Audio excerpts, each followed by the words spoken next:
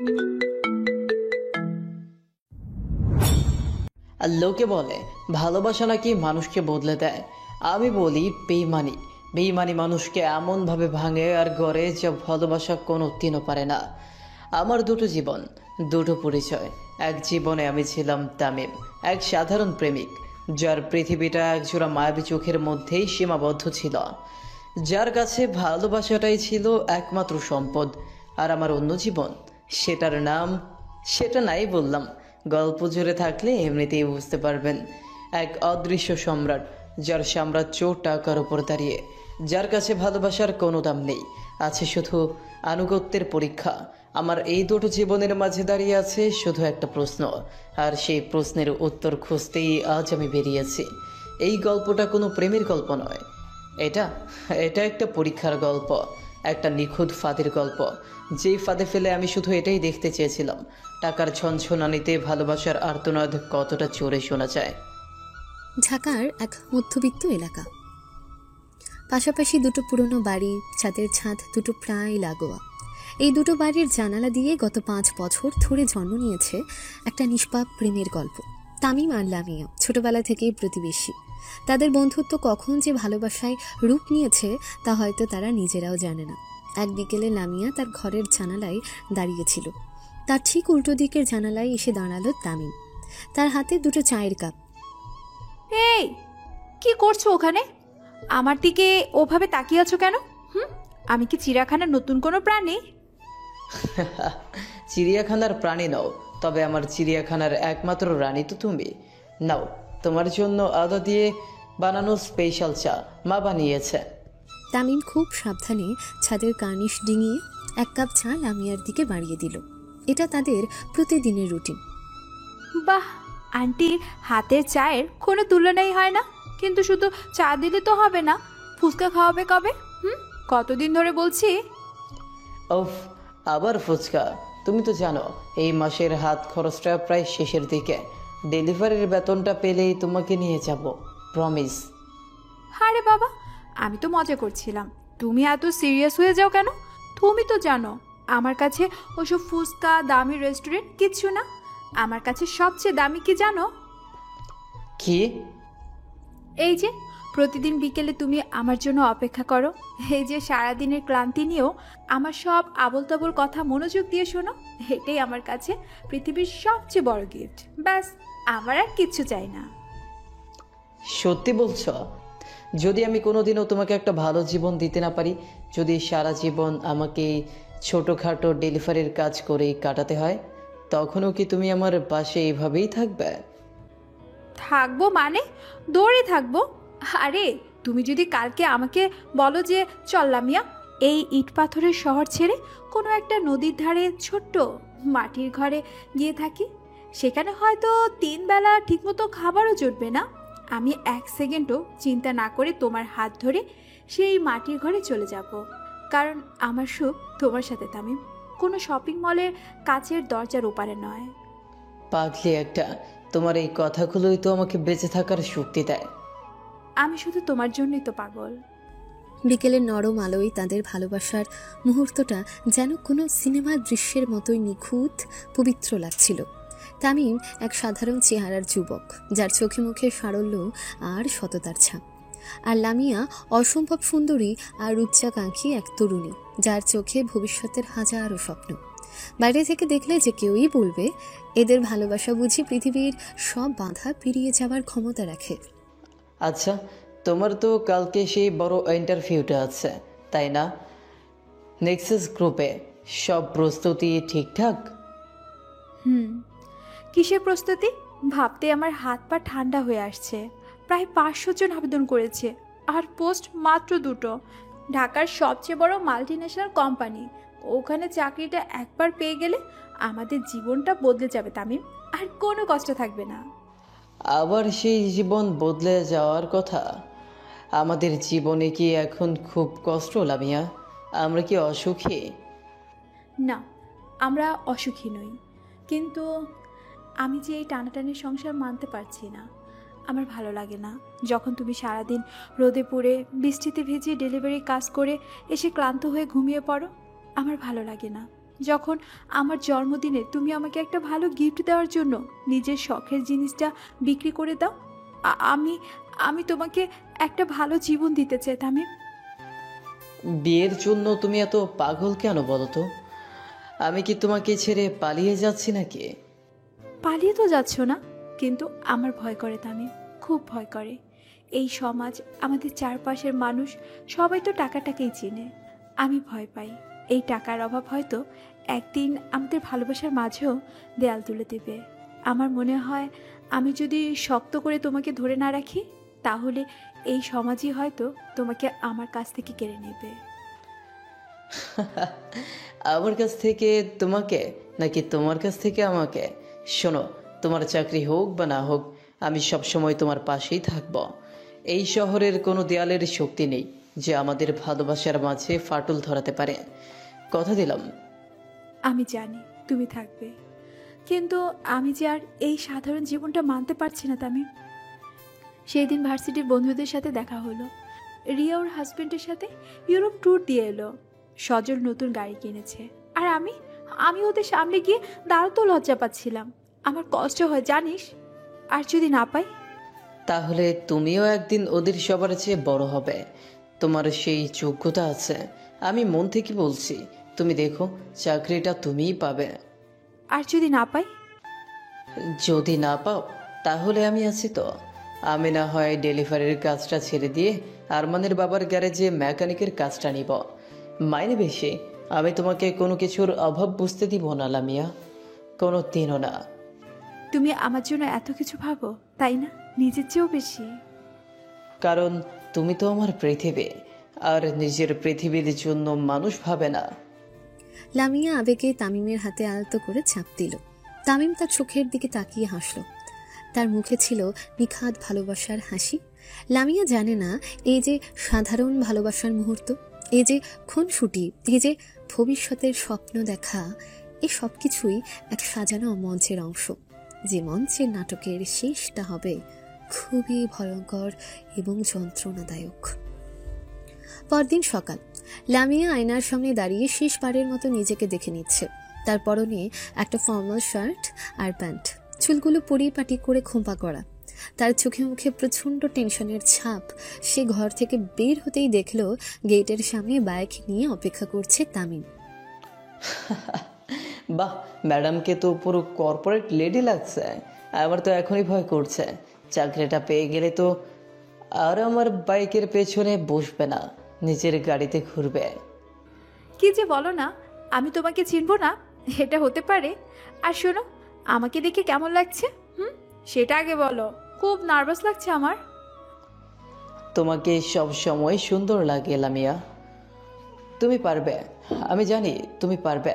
আর তোমার চাকরিটাও হয়ে যাবে ইনশাআল্লাহ। যদি না পারি, যদি ওরা আমাকে রিজেক্ট করে দেয়, আমি তো লজ্জায় মরে যাব। লজ্জা কিসের? চেষ্টা করাটাই আসল। আর তুমি তো তোমার সেরাটাই দিবে, বাকিটা আল্লাহর ইচ্ছা। শোনো, ইন্টারভিউ বোর্ডে গিয়ে একদম ভয় পাবে না। যা সত্যি, যা তুমি বিশ্বাস করো সেটাই বলবে, কোনো ভূমিতা করবে না। আমার সিভিটি দেখেছো? সব কিছু ঠিক আছে তো? দেখেছে, পারফেক্ট। তবে একটা কথা বলবো। বলো।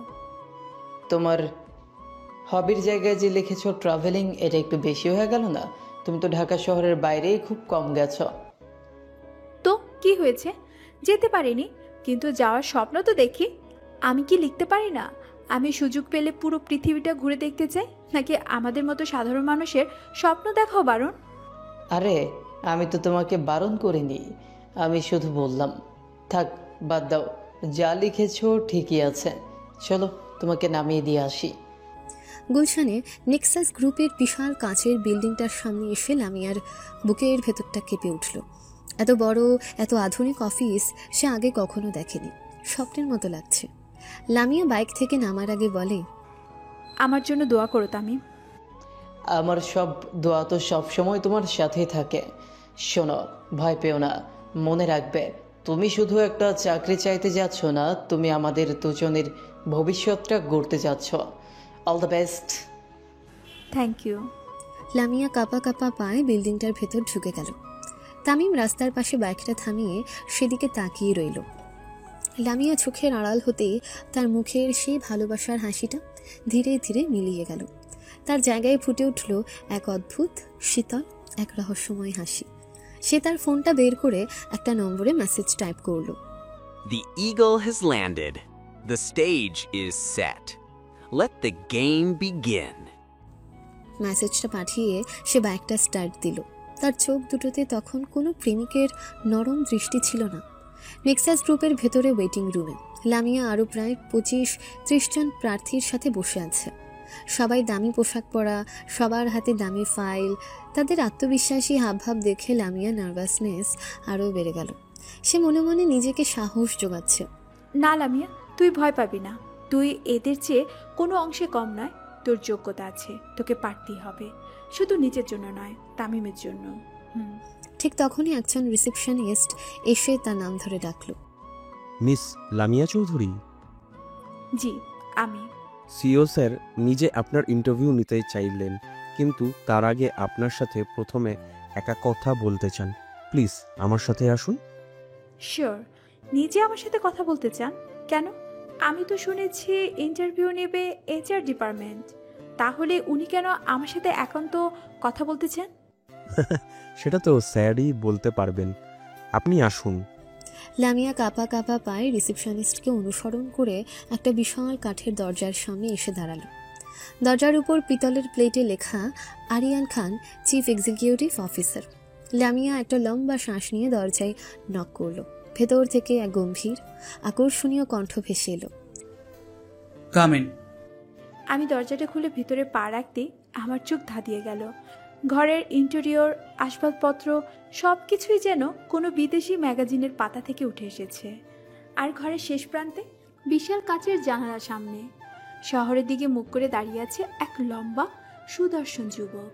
আমি বুঝতে পারলাম এই সেই আরিয়ান খান, যে মানুষটার হাতে আজ আমার ভাগ্য নির্ধারিত হবে।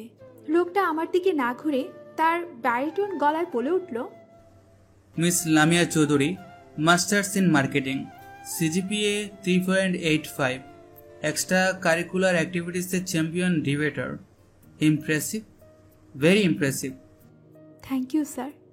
আরিয়ান এবার ঘুরে দাঁড়ালো। তার পরনে নিখুঁতভাবে ইস্ত্রি করা স্যুট, চোখে মুখে বুদ্ধিমত্তা আর ক্ষমতার ছাপ। সে লামিয়ার দিকে এমনভাবে তাকালো যেন এক্সরে মেশিন দিয়ে তার ভেতরের সব কিছু দেখে নিচ্ছে।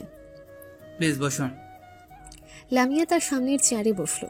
আরিয়ান তার নিজের চেয়ারে না বসে টেবিলের কোনায় হেলান দিয়ে দাঁড়ালো, যা তাকে আরও বেশি কর্তৃত্বপূর্ণ করে তুলছিল।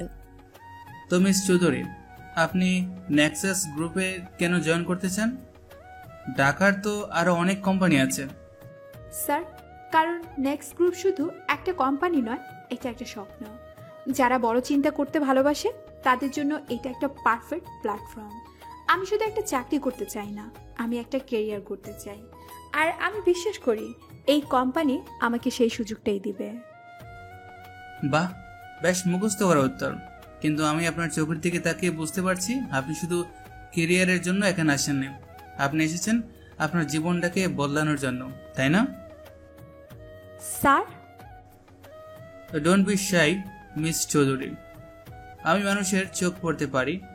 আমি দেখতে পাচ্ছি আপনার মধ্যে আগুন আছে, জেদ আছে, আর আছে অনেক বড় হওয়ার স্বপ্ন। কিন্তু সেই স্বপ্নগুলো পূরণ করার জন্য যে প্ল্যাটফর্ম দরকার সেটা আপনার নেই, রাইট? লামিয়া কোনো উত্তর দিতে পারল না। আরিয়ান যেন তার মনের কথাগুলোই বলে দিচ্ছে। আমি আপনার সিভিটা সাইডে সরিয়ে রাখছি, কারণ আমার কাছে এই কাগজগুলোর কোনো মূল্য নেই। আমি এই কাগজে লেখার যোগ্যতায় বিশ্বাস করি না, আমি বিশ্বাস করি চোখের ভাষায়। আর আপনার চোখ বলছে আপনি স্পেশাল। আরিয়ান তার জায়গা থেকে উঠে লামিয়ার চেয়ারের পেছনে এসে দাঁড়ালো। লামিয়ার হৃৎপিণ্ডটা ভয়ে আর উত্তেজনায় দ্রুত চলতে শুরু করেছে। আরিয়ান লামিয়ার কানের কাছে মুখ নিয়ে ফিসফিস করে বলল, আমি আপনাকে এই চাকরিটা দিতে চাই লামিয়া।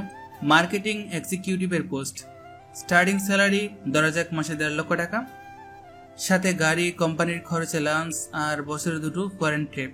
কেমন অফার? লামিয়ার কান দিয়ে যেন গরম ধোঁয়া বেরিয়ে গেল। 1.5 লক্ষ টাকা! সে তো 30,000 টাকার চাকরির জন্য নিজেকে যোগ্য ভাবছিল না। তার মাথা ঘুরতে শুরু করেছে। স্যার, আমি আমি জানি না কি বলবো। এটা আমার স্বপ্নের চেয়ে অনেক বেশি। স্বপ্ন তো সেটাই যা মানুষ ঘুমিয়ে দেখে। আমি আপনাকে যা অফার করেছি সেটা হলো বাস্তবতা লামিয়া, যেখানে আপনাকে আর কোনোদিন আপনার স্যান্ডেলের স্টেপ ছেড়ার ভয় করতে হবে না, যেখানে ধানমন্ডি লেকের বদলে আপনি আইফেল টাওয়ারের সামনে বসে কফি খাবেন। আরিয়ান আবার তার জায়গায় ফিরে গেল, তার মুখে এক রহস্যময় হাসি। কিন্তু দুনিয়াতে কোনো কিছুই তো আর এমনি এমনি পাওয়া যায় না, তাই না? Everything comes with a price. শর্ত? কি শর্ত স্যার? খুব সিম্পল। এই চাকরিটা পাওয়ার জন্য আপনাকে কোনো পরীক্ষা দিতে হবে না, আপনাকে শুধু আমার সাথে ডিনারে যেতে হবে। ডিনার? শুধু ডিনার? আপাতত শুধু ডিনার দেখুন লামিয়া, আমি একা মানুষ, এই বিশাল সাম্রাজ্যটা আমি একাই সামলাই। দিন শেষে যখন এই খালি অফিসে একা বসে থাকি তখন খুব একা লাগে। আমার এমন একজনকে দরকার যার সাথে আমি আমার সাফল্য, আমার ব্যর্থতা সবকিছু শেয়ার করতে পারবো। আমি আপনার মধ্যে সেই পোটেনশিয়ালটা দেখতে পাচ্ছি। আরিয়ান তার ড্রয়ার থেকে একটা ছোট বাক্স বের করে লামিয়ার দিকে এগিয়ে দিল। এটা আপনার জন্য জয়নিং গিফট, ধরে নিতে পারেন।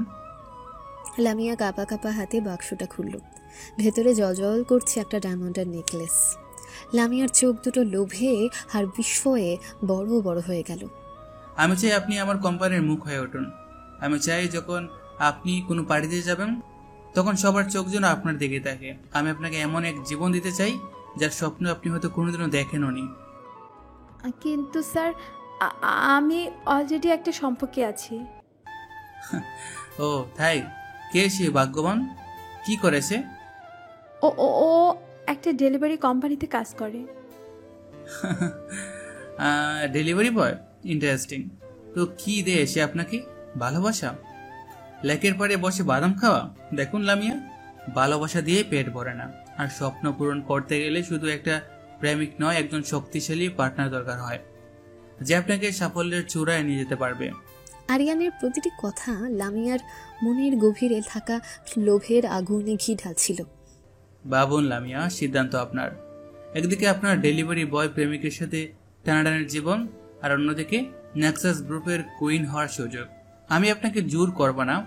যদি আপনি রাজি থাকেন তাহলে এই কার্ডে আমার পার্সোনাল নম্বর আছে, আজ রাত 10টার মধ্যে আমাকে ফোন করবেন। আর যদি না করেন তাহলে আমি ধরে নেব আপনি বাদাম খেয়ে জীবনটা কাটিয়ে দিতে চান। আরিয়ান উঠে দাঁড়ালো। আপনি এখন আসতে পারেন। আর হ্যাঁ, নেকলেসটা কিন্তু আপনার। আমার পক্ষ থেকে উপহার ফেরত নেওয়াটা অভদ্রতা। লামিয়া স্তব্ধ হয়ে বসে রইল, তার হাতে ডায়মন্ডের নেকলেসের বাক্স, আর মাথায় ঘুরছে আরিয়ানের দেওয়া প্রস্তাব। একদিকে তার 5 বছরের ভালোবাসা তামিম, আর অন্যদিকে এক ঝলমলে বিলাসবহুল ভবিষ্যৎ যার চাবিকাঠি এখন তার হাতে। সে জানে সে কোনটাকে বেছে নেবে। তার ভেতরের উচ্চাকাঙ্ক্ষার বীজটা আজ জল বাতাস পেয়ে অঙ্কুরিত হতে শুরু করেছে। নেক্সাস গ্রুপ এর বিশাল বিল্ডিং থেকে যখন আমি বেরিয়ে এলাম তখন আমার পা দুটো কাঁপছিল। আমার হাতে থাকা দামি গিফট বক্সটা যেন আগুনের মতো গরম লাগছে। দ্রুত এটা ব্যাগের ভিতরে লুকিয়ে ফেলি। আমার মাথায় তখন একটাই চিন্তায় ঘুরছে, তামিমকে কি বলবো, কিভাবে বলবে। বাড়ির সামনে এসে সে দেখল তামিম সেই সকালের মতোই গেটের কাছে অধীর আগ্রহে অপেক্ষা করছে। তাকে দেখে তামিমের মুখে একরাশ স্বস্তির হাসি ফুটে উঠল। এসে গেছ? আমি তো সে কখন থেকে অপেক্ষা করছি, ফোনটাও ধরছিলে না। কি হলো? কি বললো ওরা? তোমার মুখটা এমন শুকনো লাগছে কেন? চাকরিটা হয়নি? এক মুহূর্ত চুপ থেকে তারপর জোর করে মুখে হাসি ফুটিয়ে বলে, হয়েছে, আমার চাকরিটা হয়ে গেছে তামিম। কি বলছো? সত্যি? আমি জানতাম তুমি পারবে। কংগ্রেচুলেশন। তামিম খুশিতে লামিয়াকে জড়িয়ে ধরতে চাইল, কিন্তু লামিয়া কেমন যেন আড়ষ্টভাবে নিজেকে সামান্য সরিয়ে নিল। তার এই আচরণটা তামিমের চোখ এড়ালো না, কিন্তু সে ভাবল হয়তো সারাদিনের ক্লান্তিতে এমন করছে। চলো ভিতরে চলো। আঙ্কেল আন্টি কোথায়? সবাইকে খবরটা দিতে হবে তো। তারা ভেতরে ঢুকতেই লামিয়ার মা মিসেস সালমা এবং তামিমের মা মিসেস আফরোজা ড্রয়িং রুমে বসে কথা বলছিলেন। মা, খালাম্মা, আমার চাকরি হয়ে গেছে নেক্সাস গ্রুপে। আলহামদুলিল্লাহ, মাশাল্লাহ। আমি তো জানতাম আমার মেয়ের মতো মেধাবী আর কেউ নেই। তোমার উপর আমার পূর্ণ বিশ্বাস ছিল। কোন পোস্টে চাকরি হয়েছে মা? আর বেতন কত? মার্কেটিং এক্সিকিউটিভ, আর বেতন 50,000। সে ইচ্ছে করে 1.5 লক্ষ টাকার অঙ্কটা বলল না, কারণ সে জানে এত টাকা শুনলে সবার মনে প্রশ্ন জাগতে পারে। 50,000? That's great. তোমার প্রথম চাকরি হিসেবে এটা অনেক লামিয়া। আমি আজ কি যে খুশি হয়েছে। তাহলে তো এবার মিষ্টিমুখ করাতে হয়। লামিয়া মা, তুমি বসো, আমি তোমার জন্য পায়েস রান্না করে আনছি। সবাই যখন লামিয়ার সাফল্যে আনন্দ করছিল, লামিয়ার ভেতরটা তখন অপরাধ বোধে কুঁকড়ে যাচ্ছিল। সবার এই নিখাদ ভালোবাসা আর বিশ্বাসের সামনে তার মিথ্যাচারটা তাকে আরো বেশি কষ্ট দিচ্ছিল। কি হয়েছে তোমার? তুমি কি খুশি হওনি? আরে না না, খুশি হব না কেন? আমি আমি আসলে একটু টায়ার্ড, সারাদিন অনেক ধকল গেছে। তা তো যাবেই। আচ্ছা, ইন্টারভিউ কেমন হলো? কারা ছিল বোর্ডে? খুব ভালো। HR ডিপার্টমেন্টের হেড ছিলেন, আর আর 2জন সিনিয়র ম্যানেজার ছিলেন। সে খুব সাবধানে সিইও আরিয়ান খানের প্রসঙ্গটা এড়িয়ে গেল। তাই কোম্পানির সিওর সাথে দেখা হয়নি? আমি তো শুনেছিলাম নেক্সাস গ্রুপের সিও নাকি খুব ইয়ং আর ড্যাশিং। তোমার সাথে দেখা হলে তো আমি ভয়ে মরে যেতাম, যদি সে তোমাকে দেখেই প্রেমে পড়ে যায়। কি যে বলো না, সিও আমার মতো একজন সাধারণ জুনিয়র এমপ্লয়ের সাথে কেন দেখা করতে যাবে? তা অবশ্য ঠিক, কিন্তু লোকটা দেখতে কেমন? নিশ্চয়ই অনেক হ্যান্ডসাম, একেবারে সিনেমার হিরোদের মতো। এই প্রশ্নটা, এই সাধারণ কৌতূহলী প্রশ্নটাই যেন লামিয়ার ভেতরের অপরাধ বোধের দেয়ালে প্রথম ফাটল ধরিয়ে দিল। তার মনে হলো তামিম যেন সবকিছু জেনে বুঝিয়ে তাকে প্রশ্নগুলো করছে। সে আর তামিমের চোখের দিকে তাকাতে পারল না। আমি জানি না, আমি তাকে দেখিনি। একটু পর সন্ধ্যায় তামিম লামিয়াকে তার সব টেনশন দূর করার জন্য বাইরে নিয়ে এসেছে। তারা তাদের প্রিয় সেই লেকের পাড়ে বসে আছে। নাও তোমার ফেভারিট চটপটি, আজ যত ইচ্ছে খাও, সব বিল আমার। বাহ, আজ তো দেখি আমার প্রেমিকের পকেট বেশ গরম। গরম হবে না? আমার গার্লফ্রেন্ড এত বড় একটা চাকরি পেয়েছে, এই খুশিতে তো আমি তোমাকে পুরো ঢাকা শহরটাই কিনে দিতে পারি। থাক, আর ঢং করতে হবে না। ঢাকা শহর লাগবে না, তুমি শুধু আমার পাশে থাকলেই চলবে। সেই তো আছে। আচ্ছা লামিয়া, একটা কথা সত্যি করে বলবে? কি কথা? যদি, আমি জাস্ট বলছি, যদি তোমার জীবনে আমার চেয়েও অনেক ভালো, অনেক বড়লোক, অনেক হ্যান্ডসাম কোনো ছেলে আসে, তখন তুমি কি করবে? আমাকে ছেড়ে চলে যাবে? লামিয়া তামিমের মুখে হাত রেখে বলে, চুপ, একদম চুপ। আর কোনোদিন যদি এই কথা বলেছ, তাহলে তোমার সাথে আমার কথাই বন্ধ। তুমি কি আমাকে চেনো না তামিম? আমার কাছে ভালোবাসার চেয়ে বড় আর কিছুই নেই, আর আমি তোমাকে ভালোবাসি, ব্যাস, ফুল স্টপ। আমিও তোমাকে খুব ভালোবাসি লামিয়া, আমার জীবনের চেয়েও বেশি। তামিম লামিয়ার হাতটা শক্ত করে ধরল। লামিয়া তার কাঁধে মাথা রাখল। লেকের শান্ত পানি, বিকেলের নরম আলো আর দুটো হৃদয়, সবকিছুই নিখুঁত ছিল। শুধু নিখুঁত ছিল না লামিয়ার মনের ভেতরের তোলপাড়। সে তামিমকে জড়িয়ে ধরে আছে ঠিকই, কিন্তু তার চোখের সামনে ভাসছে আরিয়ান খানের সেই কর্তৃত্বপূর্ণ চেহারা, আর তার কানে বাজছে সেই লোভনীয় প্রস্তাব। একদিকে আপনার ডেলিভারি বয় প্রেমিকের সাথে টানাটানি জীবন, আর অন্যদিকে নেক্সাস গ্রুপের কুইন হওয়ার সুযোগ। এই প্রথমবার লামিয়ার মনে হলো তার ভালোবাসার পৃথিবীটা হয়তো আর আগের মতো নিরাপদ নেই। সেখানে এক ভয়ঙ্কর দ্বন্দ্বের সূচনা হয়ে গেছে, যা হয়তো তার সব কিছু কেড়ে নেবে। সেই রাতের পর লামিয়ার জীবনটা দুটো ভাগেই ভাগ হয়ে গেল। একটা তার পুরনো জীবন, যেখানে আছে তামিমের নিখাদ ভালোবাসা, মধ্যবিত্ত জীবনের টানাটানি আর জানালাই দাঁড়িয়ে চা খাওয়া। আর অন্যটা তার নতুন গোপন জীবন, যেখানে আছে আরিয়ান খানের দেওয়া ঝলমলে জগতের হাতছানি, দামি রেস্টুরেন্টের মৃদু আলো আর ডায়মন্ডের নেকলেসের মতো দামি উপহার। এক সপ্তাহ পর লামিয়া তার অফিসের চেয়ারে বসে আছে। তার সামনে এক বিশাল ফুলের তোড়া। পুরো অফিসে সবার চোখ তার দিকে। সহকর্মী রিয়া বলে, ওয়াও লামিয়া, কি সুন্দর ফুল। কে পাঠিয়েছে? তোমার বয়ফ্রেন্ড? না, মানে এমনি কোম্পানি থেকে ওয়েলকাম করার জন্য দিয়েছে। সে জানে এই ফুল তামিম পাঠায়নি, এটা পাঠিয়েছে আরিয়ান, সাথে একটা ছোট কার্ড। কার্ডে লেখা, looking forward to our first dinner tonight. একে সন্ধ্যায় লামিয়া তামিমকে ফোন করলো। হ্যালো তামিম, শোনো না, আজ ফিরতে একটু দেরি হতে পারে, অফিসে অনেক কাজ। সে কি, আজ তো শুক্রবার, আজ তো আমাদের একসাথে মুভি দেখতে যাওয়ার কথা ছিল। আমি জানি, কিন্তু কি করব বলো, নতুন চাকরি, বসের অনেক এক্সপেকটেশন, আর একটা জরুরি মিটিং পড়ে গেছে। প্লিজ রাগ করো না, আমরা কাল যাব, প্রমিস। ঠিক আছে, সমস্যা নেই, তুমি কাজের দিকে মন দাও, আমি তোমার জন্য অপেক্ষা করব, সাবধানে ফিরবে। ফোনটা কেটে দিয়ে লামিয়ার ভেতরটা অপরাধ বোধে ভরে গেল।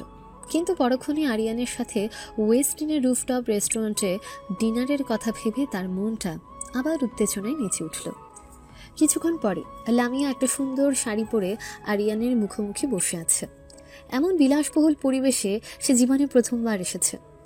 তোমাকে এই শাড়িটা অসাধারণ লাগছে লামিয়া, আমি জানতাম এটা তোমার গায়ে খুব মানাবে। থ্যাংক ইউ স্যার, কিন্তু এত দামি শাড়ি? আরে আবার স্যার বলছো? আমরা তো এখন অফিসের বাইরে, তাই না? তুমি আমাকে আরিয়ান বলে ডাকতে পারো। আর শোনো, আমার সাথে যখন থাকবে তখন কোনো কিছুর দাম নিয়ে ভাববে না, তুমি শুধু চাইবে আর সেটা তোমার সামনে হাজির হয়ে যাবে। আপনি আমার জন্য এত কিছু কেন করছেন আরিয়ান? আরিয়ান লামিয়ার হাতের উপর হাত রেখে বলে, কারণ আমি তোমার মধ্যে আমার ভবিষ্যৎ দেখতে পাই। আমি এমন একজনকে খুঁজছিলাম লামিয়া, যে শুধু সুন্দরী নয়, বুদ্ধিমতীও হবে, যে আমার পাশে দাঁড়িয়ে আমার সাম্রাজ্যটা সামলাতে পারবে। তুমি সেই কুইন। আরিয়ানের কথা বলার ভঙ্গি, তার চোখের দিকে তাকানোর চাহনি সবকিছুই লামিয়াকে সম্মোহিত করে ফেলেছিল। সে ধীরে ধীরে তামিমের কথা ভুলে গিয়ে এই নতুন ঝলমলে পৃথিবীতে হারিয়ে যাচ্ছিল। আচ্ছা, তোমার বয়ফ্রেন্ডের কথা বলো, সে কি তোমাকে খুব ভালোবাসে? লামিয়া এক মুহূর্তে চুপ থেকে, হ্যাঁ খুব। তাহলে তুমি তাকে ঠকাচ্ছ কেন? আমি তাকে ঠকাচ্ছি না। Come on Lamia, don't be a child.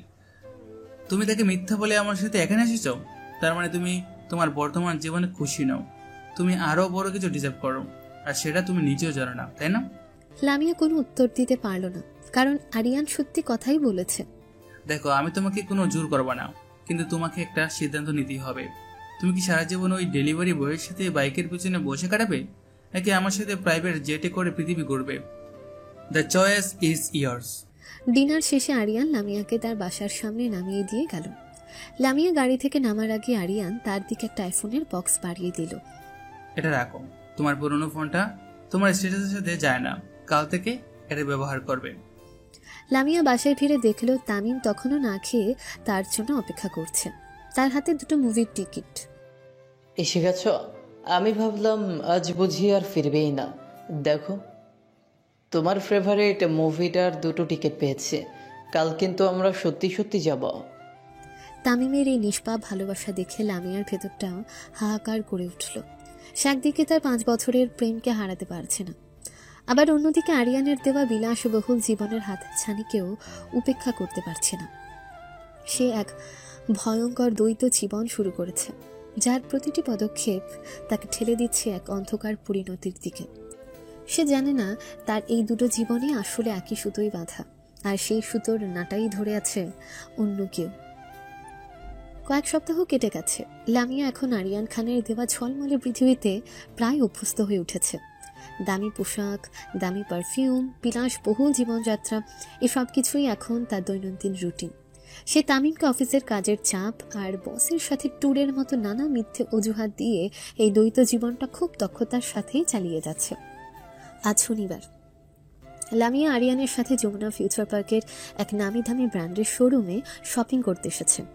এই ড্রেসটা দেখো লামিয়া, তোমার গায়ে অসাধারণ মানাবে। নেক্সট উইকে আমাদের যে কর্পোরেটর পার্টিটা আছে না, সেদিন এটা পড়বে। আমি চাই পার্টির সবার চোখ যেন শুধু তোমার দিকে তাক। এটা তো অনেক দামি আরিয়ান, আমার এত দামি ড্রেসের প্রয়োজন নেই। প্রয়োজন আছে কি নেই সেটা সিদ্ধান্ত আমার উপর ছেড়ে দাও, তুমি শুধু পছন্দ করো। আর শোনো, দামি শব্দটা তোমার ডিকশনারি থেকে মুছে ফেলো। আমার সাথে থাকলে কোনো কিছুর দাম নিয়ে ভাবতে হয় না। লামিয়া আয়নার সামনে দাঁড়িয়ে ড্রেসটা দেখছিল, তার মুখে এক ধরনের তৃপ্তির হাসি। ঠিক তখনই শোরুমের কাঁচের দেয়ালের ওপার থেকে একটা পরিচিত অবয়বকে এদিকে আসতে দেখে তার বুকের ভেতরটা ধক করে উঠল। মনে মনে বলে, তামিম, ও এখানে কি করছে? ওর তো আজ অন্যদিকে ডেলিভারি দেওয়ার কথা ছিল। তামিম একটা অনলাইন ফুড ডেলিভারি কোম্পানির টি শার্ট পরে কাঁধে ব্যাগ নিয়ে শোরুমের দিকে আসছিল। হয়তো এই শোরুমেরই কোনো কর্মচারীর জন্য খাবার ডেলিভারি দিতে এসেছে। লামিয়া ভয়ে আতঙ্কে জমে গেল। সে দ্রুত মুখটা ঘুরিয়ে নিল যেন তামিম তাকে দেখতে না পায়। কি হলো, হঠাৎ এমন করছো কেন? শরীর খারাপ লাগছে? না, কিছু না, চলো আমরা এখান থেকে যাই। আমার আর কিছু কিনতে ভালো লাগছে না। কেন, কি হয়েছে? কাউকে দেখছো নাকি? আরিয়ান লামিয়ার দৃষ্টি অনুসরণ করে শোরুমের গেটের দিকে তাকালো। সে তামিমকে দেখতে পেল। তার ঠোঁটের কোণে এক ক্রূর হিসেবি হাসি ফুটে উঠল। সে যা চেয়েছিল ঠিক তাই হতে চলেছে। ও তাহলে এই ব্যাপার, এ নিয়ে বুঝি তোমার সে ডেলিভারি বয় প্রেমিক? আরিয়ান প্লিজ চলো আমরা এখান থেকে যাই। আমি চাই না কোনো সিন ক্রিয়েট হোক। সিনক্রিট তো আমি করবো না লামিয়া, সিনক্রিট তো হবে যখন সত্যিটা সামনে আসবে। Let's have a some fun. কিন্তু ততক্ষণে অনেক দেরি হয়ে গেছে। তামিম তাদের কাছাকাছি চলে এসেছে এবং তার চোখাচোখি হয়ে গেছে লামিয়ার সাথে। তামিমের চোখে মুখে ফুটে উঠল প্রথমে রাজ্যের বিস্ময়। লামিয়া, তুমি তুমি এখানে? লামিয়া ভয়ে কোনো উত্তর দিতে পারল না। তামিমের দৃষ্টি এবার গেল লামিয়ার পাশে দাঁড়ানো আরিয়ানের দিকে। তার দামি স্যুট, হাতে রোলেক্স ঘড়ি আর তার দাঁড়ানোর ভঙ্গি দেখেই বোঝা যাচ্ছে সে কতটা প্রভাবশালী। ইনি কে? আমি আরিয়ান খান, লামিয়ার বস। আর আপনি? আমি তামিম, লামিয়ার বন্ধু। বন্ধু? ইন্টারেস্টিং। লামিয়া তো আমাকে বলেনি যে তার কোনো বন্ধু আছে। যাই হোক, আপনি এখানে কি করছেন, মানে এই শোরুমে? আমি একটা খাবার ডেলিভারি দিতে এসেছিলাম। ও আই সি, ডেলিভারি বয়। তো লামিয়ার সাথে আপনার বন্ধুটা কেমন, মানে আপনারা কি খুব ক্লোজ? হ্যাঁ, আমরা ছোটবেলা থেকে একসাথে বড় হয়েছি। আমরা একে অপরের অনেক ভালো বন্ধু। বাহ, দ্যাটস গ্রেট। ভালো বন্ধুত্ব থাকাটা তো খুব ভালো, কিন্তু বন্ধুত্বেরও তো একটা লেভেল থাকে, তাই না? মানে ক্লাস, স্ট্যাটাস, এগুলো তো মেনটেন করতে হয়। আরিয়ান এবার সরাসরি তামিমকে অপমান করা শুরু করলো। দেখুন মিস্টার তামিম, আমি আপনাকে ছোট করতে চাইছি না, কিন্তু আপনি নিশ্চয়ই বুঝতে পারছেন লামিয়া এখন নেক্সাস গ্রুপের মতো একটা মাল্টিন্যাশনাল কোম্পানিতে চাকরি করে। ওর উঠা বসা এখন সমাজের উঁচু স্তরের মানুষদের সাথে। ওর এখন এমন বন্ধুদের দরকার যারা ওকে সামনে এগিয়ে যেতে সাহায্য করবে, পিছিয়ে দেবে না। আপনি কি বলতে চাইছেন? আমি বলতে চাইছি আপনার মতো ডেলিভারি বয়দের সাথে বন্ধুত্ব রাখাটা লামিয়ার কেরিয়ারের জন্য খুব একটা ভালো হবে না। লোকে কি বলবে? লামিয়ার বস হিসাবে ও শুভাকাঙ্ক্ষী হিসাবে ওকে সঠিক পথে দেখানো আমার দায়িত্ব। তামিমের মুখটা অপমানে লাল হয়ে গেছে। সে সাহায্যের আশায় লামিয়ার দিকে তাকালো। সে আশা করেছিল লামিয়া অন্তত একবারের জন্য তার বন্ধুত্বের সম্মানটা রাখবে, প্রতিবাদ করবে। লামিয়া, তুমি কি কিছুই বলবে না? ও কি বলবে? ও তো নিজেই বুঝতে পারছে যে আমি ঠিক কথাই বলছি, তাই না লামিয়া? আরিয়ান লামিয়ার কাঁধে হাত রাখল। আবার পুরো পৃথিবীটা যেন এক মুহূর্তের জন্য থেমে গেল। লামিয়ার সামনে দুটো রাস্তা খোলা। এক, আমার হাত ধরে তার 5 বছরের ভালোবাসা আর বন্ধুত্বের সম্মান রাখা, যার পরিণতিতে হয়তো তাকে এই ঝলমলে পৃথিবীটা হারাতে হবে। অথবা 2, চুপ করে থেকে আমাকে অপমানিত হতে দেখা এবং নিজের উজ্জ্বল ভবিষ্যৎকে বেছে নেওয়া। লামিয়ার ঠোঁট দুটো একবার ফাঁক করল, কিন্তু কোনো শব্দ বের হলো না। সে মাথাটা নিচু করে ফেলল। তার এই নীরবতাই ছিল তার উত্তর। তার এই নীরবতাই ছিল আমার প্রতি তার চূড়ান্ত বেইমানির সাক্ষ্য। তামিমের বুকের ভেতরটা যেন ভেঙে চুরমার হয়ে গেল। তার মনে হলো কেউ যেন তার হৃৎপিণ্ডটা খালি হাতে ছিঁড়ে নিয়ে গেছে। সে আর এক মুহূর্তও দাঁড়ালো না। আমি আসছি। সে আর কারো দিকে না তাকিয়ে প্রায় দৌড়াতে দৌড়াতে শোরুম থেকে বেরিয়ে গেল। তার অপমানিত, বিধ্বস্ত চলে যাওয়াটা লামিয়ার বুকে তীব্র অপরাধ বোধের জন্ম দিল। আরিয়ান লামিয়াকে জড়িয়ে ধরে, ইটস ওকে বেবি, রিল্যাক্স। কিছু অপ্রয়োজনীয় মানুষ জীবন থেকে চলে গেলেই ভালো, এতে এই রাস্তাটা আরো পরিষ্কার হয়। চলো, আমি তোমার জন্য সবচেয়ে দামি ড্রেসটা কিনি। লামিয়া কোনো পুতুলের মতো আরিয়ানকে অনুসরণ করল। তার কানে তখন আরিয়ানের কোনো কথাই ঢুকছিল না। তার চোখে শুধু ভাসছিল তামিমের সেই শেষ অপমানিত কষ্টমাখা মুখটা। সে বুঝতে পারছিল আজ সে শুধু তার বন্ধু বা প্রেমিককে অপমান করেনি, সে তার নিজের ভালোবাসাকে, তার নিজের অতীতকে হত্যা করেছে, আর এই ভুলের কোনো ক্ষমা হয় না। শপিং মলে সেই ঘটনার পর থেকে আমার আর তামিমের মধ্যে এক অদৃশ্য দেয়াল তৈরি হয়ে গেছে। তামিম আমাকে এখন এড়িয়ে চলে, ফোন ধরে না, জানলায় এসেও দাঁড়ায় না। আমার ভেতরটা অপরাধবোধে পুড়ে গেলেও আমি তামিমের মুখোমুখি হওয়ার সাহস পাই না। আর এই সুযোগটাই পুরোপুরি কাজে লাগায় আরিয়ান। সে লামিয়াকে তার ঝলমলে জগতের আরও গভীরে টেনে নিতে থাকে। এক সন্ধ্যায় নেক্সাস গ্রুপের এক জমকালো কর্পোরেট পার্টি। 5 স্টার হোটেলের বলরুমে শহরের সব নামিদামি ব্যবসায়ী আর সেলিব্রিটিরা উপস্থিত। লামিয়া আরিয়ানের সে দেওয়া দামি গাউনটা পরে তার হাত ধরে পার্টিতে প্রবেশ করল। সবার চোখ তখন তাদের দিকে। আরিয়ানের বন্ধু রিশাদ বলে, ওয়াও আরিয়ান, শেষ পর্যন্ত তাহলে তুই তোর কোনকে খুঁজে ফেলি। She is staining. আমি বলেছিলাম না, Lamia is not just a pretty press, she is the class, the elegance, she is made for this world. আপনারা আমাকে নিয়ে বাড়াবাড়ি করছেন। আরিয়ান লামিয়াকে সবার সাথে পরিচয় করিয়ে দিচ্ছে। আমার ফিয়ান্সে লামিয়া চৌধুরী। এই কথাটা সে এমনভাবে বলছে যেন এটাই পৃথিবীর সবচেয়ে বড় সত্যি। লামিয়া প্রতিবাদ করতে গিয়েও পারছে না। এই জৌলুস, এই সম্মান, এই মনোযোগ, এই সব কিছুই সে মনে মনে চেয়ে এসেছে। পার্টির এক কোণায় আরিয়ান লামিয়াকে নিয়ে গেল। বেলকনি থেকে পুরো ঢাকা শহরের রাতের ভিউ দেখা যাচ্ছে। কেমন লাগছে এই নতুন পৃথিবী লামিয়া? স্বপ্নের মতো। আমি কোনোদিনও ভাবিনি আমি এমন একটা জীবনের অংশ হতে পারবো। এটা তো শুধু শুরু। আমি তোমাকে এমন এক দুনিয়ায় নিয়ে যেতে চাই যেখানে আকাশটাও তোমার পায়ের নিচে থাকবে। আরিয়ান লামিয়ার দিকে ঘুরে দাঁড়ালো। তার চোখ দুটোতে এক তীব্র সম্মোহনী দৃষ্টি। সে পকেট থেকে একটা রিং বক্স বের করে লামিয়ার সামনে হাঁটু গেড়ে বসল। চারপাশের মিউজিক, কোলাহল সবকিছু যেন এক মুহূর্তে থেমে গেল। লামিয়া চৌধুরী, আমি জানি আমাদের পরিচয় খুব বেশি দিনের নয়, কিন্তু এই অল্প সময়ে আমি বুঝে গেছি আমি আমার বাকি জীবনটা তোমার সাথে কাটাতে চাই। আমি তোমাকে শুধু আমার কোম্পানির কুইন নয়, আমার জীবনের, আমার হৃদয়ের রানী বানাতে চাই। Will you marry me? লামিয়ার নিঃশ্বাস বন্ধ হয়ে এলো। তার সামনে জলজল করছে বিশাল এক হীরের আংটি। তার চারপাশে শহরের সবচেয়ে প্রভাবশালী মানুষেরা তাকিয়ে আছে। তার কানে বাজছে আরিয়ানের সেই কথাগুলো। প্রাইভেট জেটে করে পৃথিবী ঘোরাবো। তার চোখের সামনে একবারের জন্য তামিমের সরল ভালোবাসায় ভরা মুখটা ভেসে উঠল। কিন্তু পরক্ষণে সেই মুখটা শপিং মলের অপমানিত বিধ্বস্ত চেহারায় বদলে গেল। তার মনে হলো তামিমের সাথে আর তার কোনো ভবিষ্যৎ নেই। ইয়াস ইয়াস, আই উইল। পুরো বলরুমের করতালিতে ফেটে পড়ল। আরিয়ান আংটিটা লামিয়ার আঙ্গুলে পরিয়ে দিয়ে তাকে বুকে ছড়িয়ে ধরল। লামিয়া আরিয়ানের বুকে মুখ লুকিয়ে হাসছে, কিন্তু সে হাসির আড়ালে সে তার 5 বছরের ভালোবাসা আর বিশ্বাসকে চিরদিনের মতো কবর দিয়ে দিল। আরিয়ান লামিয়ার কানের কাছে বলে, pack your bags my love, next week আমরা নিউ ইয়র্ক যাচ্ছি। আমাদের বিয়ের শপিংটা ওখান থেকেই হবে, আর তারপর we will never look back. Lamia যখন পার্টি থেকে ফেরে তখন রাত প্রায় 2টো। সে ভেবেছিল সবাই ঘুমিয়ে পড়েছে, কিন্তু ড্রয়িং রুমের আলো জ্বলছে। সেখানে সোফায় বসে আছে তামিম। তার হাতে একটা ছোট কেক, যার উপরে একটা মোমবাতি জ্বলছে। তামিমকে দেখে লামিয়ার বুকের ভেতরটা ছ্যাদ করে উঠল।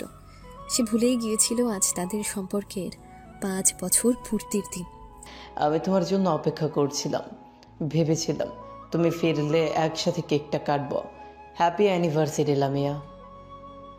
আমার এই নিষ্পাপ ভালোবাসা, এই ছোট্ট আয়োজন, এই সব কিছুই লামিয়ার কাছে অসহ্য মনে হচ্ছিল। তার আঙুলে থাকা কয়েক লক্ষ টাকার হীরের আংটিটা যেন তাকে উপহাস করছিল। সে সিদ্ধান্ত নিয়ে ফেলল, এই মিথ্যাচার আর নয়, আজই সব কিছু শেষ করে দিতে হবে। আর সে তাই করল। এসবের আর কোনো প্রয়োজন নেই তামিম। মানে হলো আমি আর এই সম্পর্কটা রাখতে চাই না। আমি তোমাকে আর ভালোবাসতে পারবো না। কি কি বলছো এইসব লামিয়া? তোমার কি মাথা খারাপ হয়ে গেছে? সকালে তো সব ঠিক ছিল। না, কিছুই ঠিক ছিল না। আমি এতদিন ভুলছিলাম। আমি এতদিন একটা স্বপ্নের মধ্যে বাস করেছিলাম, কিন্তু এখন আমি জেগে গেছি। আমি বুঝতে পেরেছি শুধু ভালোবাসা দিয়ে জীবন চলে না। জীবনের জন্য টাকা লাগে, স্ট্যাটাস লাগে, পাওয়ার লাগে, যা তোমার কাছে নেই। টাকা? তুমি টাকার জন্য আমাদের 5 বছরের ভালোবাসা শেষ করে দিচ্ছ? হ্যাঁ, টাকার জন্য। কারণ টাকাটাই আসল তামিম। তুমি আমাকে কি দিতে পারবে এই ভাঙা জানলা দিয়ে আকাশ দেখানো ছাড়া? আমি আমার জীবনটা তোমার মতো একজন ডেলিভারি বয়ের সাথে কাটিয়ে নষ্ট করতে পারবো না। আমি আরও অনেক বড় কিছু ডিজার্ভ করি। লামিয়া তার আঙুলের আংটিটা তামিমের চোখের সামনে তুলে ধরল। আমি আরিয়ানকে বিয়ে করছি। আমরা আগামী সপ্তাহে আমেরিকা চলে যাচ্ছি। আশা করি তুমি আমার জীবন থেকে চিরদিনের জন্য দূরে সরে যাবে। কথাগুলো বলে লামিয়া আর এক মুহূর্তও দাঁড়ালো না। সে নিজের ঘরের দিকে চলে গেল। একবারের জন্য পেছনে ফিরে তাকালো না। আমি একা বসে রইলাম সেই জ্বলন্ত মোমবাতির সামনে। কেকটা পড়ে আছে, আমার চোখ দিয়ে এক ফোঁটাও জল পড়ল না। আমার মুখটা ভাবলে হেন পাথরের মতো হয়ে গেছে। মোমবাতির আলোটা নিভে যাওয়ার সাথে সাথে আমার ভেতরের সেই ভালোবাসার আলোটাও যেন চিরদিনের মতো নিভে গেল। এখন যা অবশিষ্ট আছে তা হলো শুধু প্রতিশোধের কনকনে আগুন। মিস লামিয়া, খেলার শুরু যখন তুমিই করেছো, তাহলে সমাপ্তি তো আমাকেই ঘটাতে হবে। অ্যানিভার্সারির সেই রাতের পর তামিম আর লামিয়ার মধ্যে সব যোগাযোগ বন্ধ। লামিয়া তার ফোন নম্বর বদলে ফেলেছে। তামিমের বাড়ির দিকে সে আর ভুলেও তাকায় না। তামিম কয়েকবার চেষ্টা করেও তার সাথে কথা বলতে পারেনি। সে বুঝতে পারছিল না 5 বছরের ভালোবাসা কিভাবে এক রাতের মধ্যে এভাবে উবে যেতে পারে। সে শেষ চেষ্টা করার জন্য আজ নেক্সাস গ্রুপের অফিসের সামনে এসে দাঁড়িয়েছে। দুপুরবেলা লামিয়া যখন লাঞ্চের জন্য অফিস থেকে বের হলো, তামিম দ্রুত তার পথ আটকে দাঁড়ালো। লামিয়া, প্লিজ আমার সাথে শুধু 5টা মিনিট কথা বলো, শুধু 5টা মিনিট। তুমি এখানে কি করছো? তুমি জানো না এটা আমার অফিস? এখানে কেউ তোমাকে দেখলে আমার সম্মান থাকবে না। সম্মান? কোন সম্মানের কথা বলছো তুমি লামিয়া? যে সম্মানটা আমাদের ভালোবাসার চেয়েও বড় হয়ে গেল। প্লিজ আমাকে শুধু একবার বলো, কেন তুমি এমন করছো? আমি কি ভুল করেছি? তুমি কোনো ভুল করনি তামিম, ভুলটা আমার। আমি ভুলছিলাম যে তোমার মতো একজন সাধারণ স্বপ্নহীন মানুষের সাথে নিজের জীবনের 5টা বছর নষ্ট করেছি। স্বপ্নহীন? আমি স্বপ্নহীন? আরে আমার তো একটাই স্বপ্ন ছিল, তোমাকে নিয়ে একটা সুখের সংসার করা। সেই স্বপ্নটা তো তুমি আমাকে দেখিয়েছিলে। ওইসব ছেলে মানুষের স্বপ্ন নিয়ে আর কি হবে? তুমি কি আমাকে একটা ভালো জীবন দিতে পারবে? তুমি কি আমাকে ওই দামি গাড়িটা কিনে দিতে পারবে যেটা দিয়ে আরিয়ান আমাকে অফিসে নিতে আসে? তুমি কি আমাকে ওই ডায়মন্ডের নেকলেসটা কিনে দিতে পারবে যেটা পরলে সবাই আমার দিকে তাকিয়ে থাকে? পারবে না, কারণ তোমার সেই যোগ্যতাই নেই। যোগ্যতা শুধু টাকা দিয়ে হয় না লামিয়া, ভালোবাসা দিয়েও হয়। আর ওই ছেলেটা আরিয়ান, ও তোমাকে ভালোবাসে না, ও শুধু তোমাকে ব্যবহার করতে চাইছে। তুমি বুঝতে পারছো না কেন? ভালোবাসা? ভালোবাসা? তোমার ওই সস্তা ভালোবাসা দিয়ে কি হবে আমার? তোমার ভালোবাসা কি আমার মাসের বাড়ি ভাড়া দিয়ে দিবে? আমার শখ পূরণ করবে? মনে আছে গত ঈদে আমি একটা লাল শাড়ির জন্য কত বায়না করেছিলাম, আর তুমি কি করেছিলে? তুমি বলেছিলে তোমার কাছে টাকা নেই। আর আরিয়ান আমার চাওয়ার আগে আমার পায়ের নিচে পুরো পৃথিবী এনে হাজির করে দেয়। এটাই পার্থক্য তোমার আর ওর মধ্যে। লামিয়ার কথাগুলো তামিমের বুকে বিষাক্ত তীরের মতো বিঁধছিল। লাল শাড়ির ঘটনাটা সে কোনোদিনও ভুলেনি। সে তার মায়ের চিকিৎসার জন্য জমানো টাকাগুলো সেদিন খরচ করে ফেলেছিল, তাই শাড়িটা কিনে দিতে পারেনি। তুমি এতটাও বদলে যেতে পারো লামিয়া? আমাদের সেই দিনগুলোর কথা কি তোমার একবারও মনে পড়ে না? সেই যে একবার আমি খুব অসুস্থ হয়েছিলাম আর তুমি সারা রাত আমার পাশে বসেছিলে।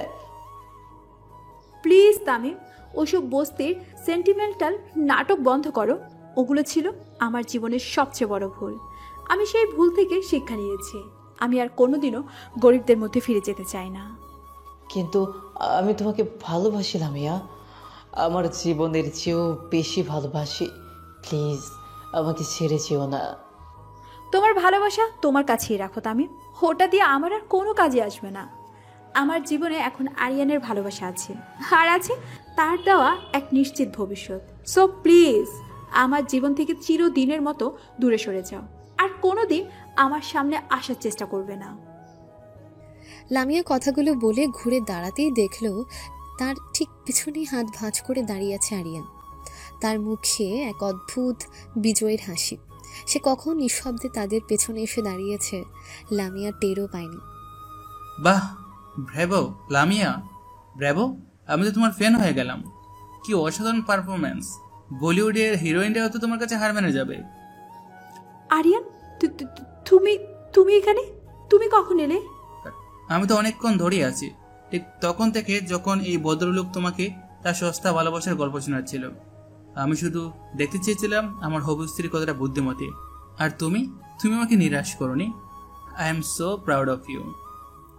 আরিয়ান এগিয়ে এসে লামিয়ার কাঁধে হাত রাখলো।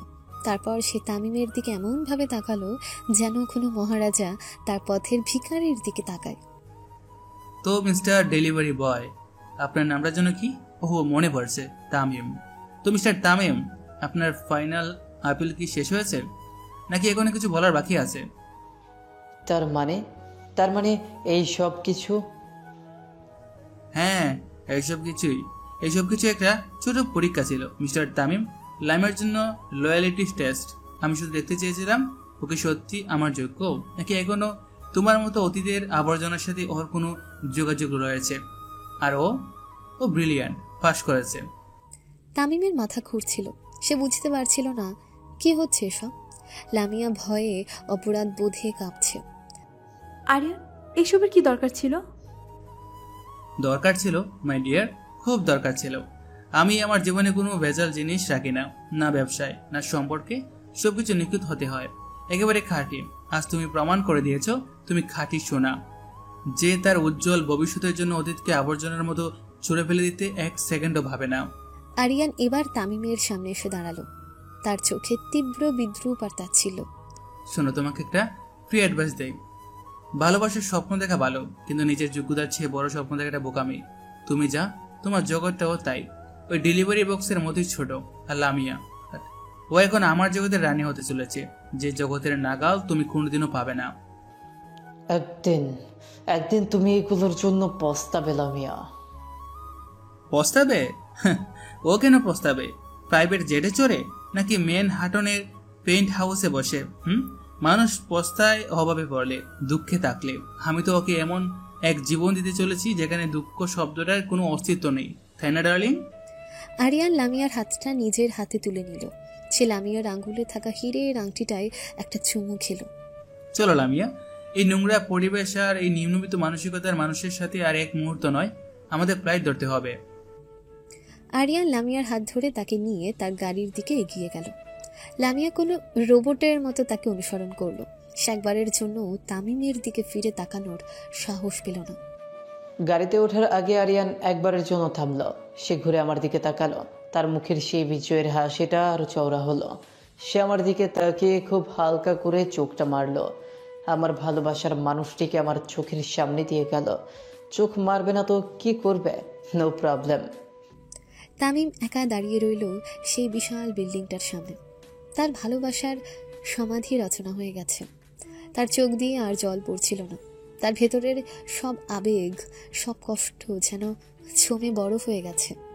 আরিয়ানের ওই শেষ চোখের ইশারাটা তার প্রতিশোধের আগুনকে আরো 1000 গুণ বাড়িয়ে দিল। আমি জানি এই অপমানের জবাব আমি দিবই, খুব শীঘ্রই দিব। খেলাটা এখনো শেষ হয়নি, আসল খেলা তো সবে শুরু হতে চলেছে।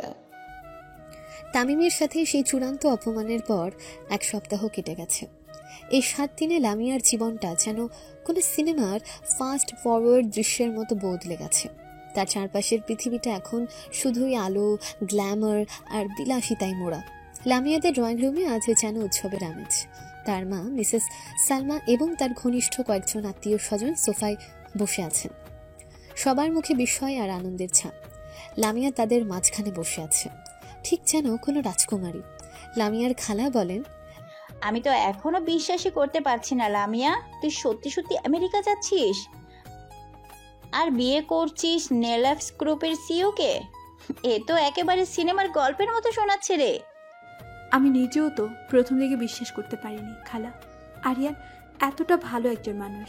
ও বলে আমি নাকি ওর জীবনের লাকি চার্ম। লামিয়ার মা বলেন, আমার মেয়েটা তো হীরের টুকরো, এমন ছেলেরই তো ওকে পাওয়ার কথা। আমি আল্লাহর কাছে কত দোয়া করেছি যেন আমার মেয়ের কপালে এমন সুখ জোটে। লামিয়ার কাজিন সোনিয়া বলে, আপু তোমার হবুবর দেখতে কেমন? নিশ্চয়ই অনেক হ্যান্ডসাম, একবার ঋত্বিক রোশনের মতো। ঋত্বিক রোশনের চেয়েও বেশি। ওর পার্সোনালিটি, ওর কথা বলার ভঙ্গি সব কিছুই আলাদা। ওর পাশে দাঁড়ালে মনে হয় যেন পুরো পৃথিবীটা আমার পায়ের নিচে। তা তোদের বিয়ের শপিং নাকি নিউ ইয়র্ক থেকে হবে? ইস, ভাবতেই আমার গা শিউরে উঠছে। তুই তো আমাদের বংশের নাম উজ্জ্বল করে দিলি মা। লামিয়া সবার প্রশংসায় বন্যায় ভাসছিল। সে তার ব্যাগের ভেতর থেকে আরিয়ানের দেওয়া আইফোনটা বের করে কিছু ছবি দেখালো।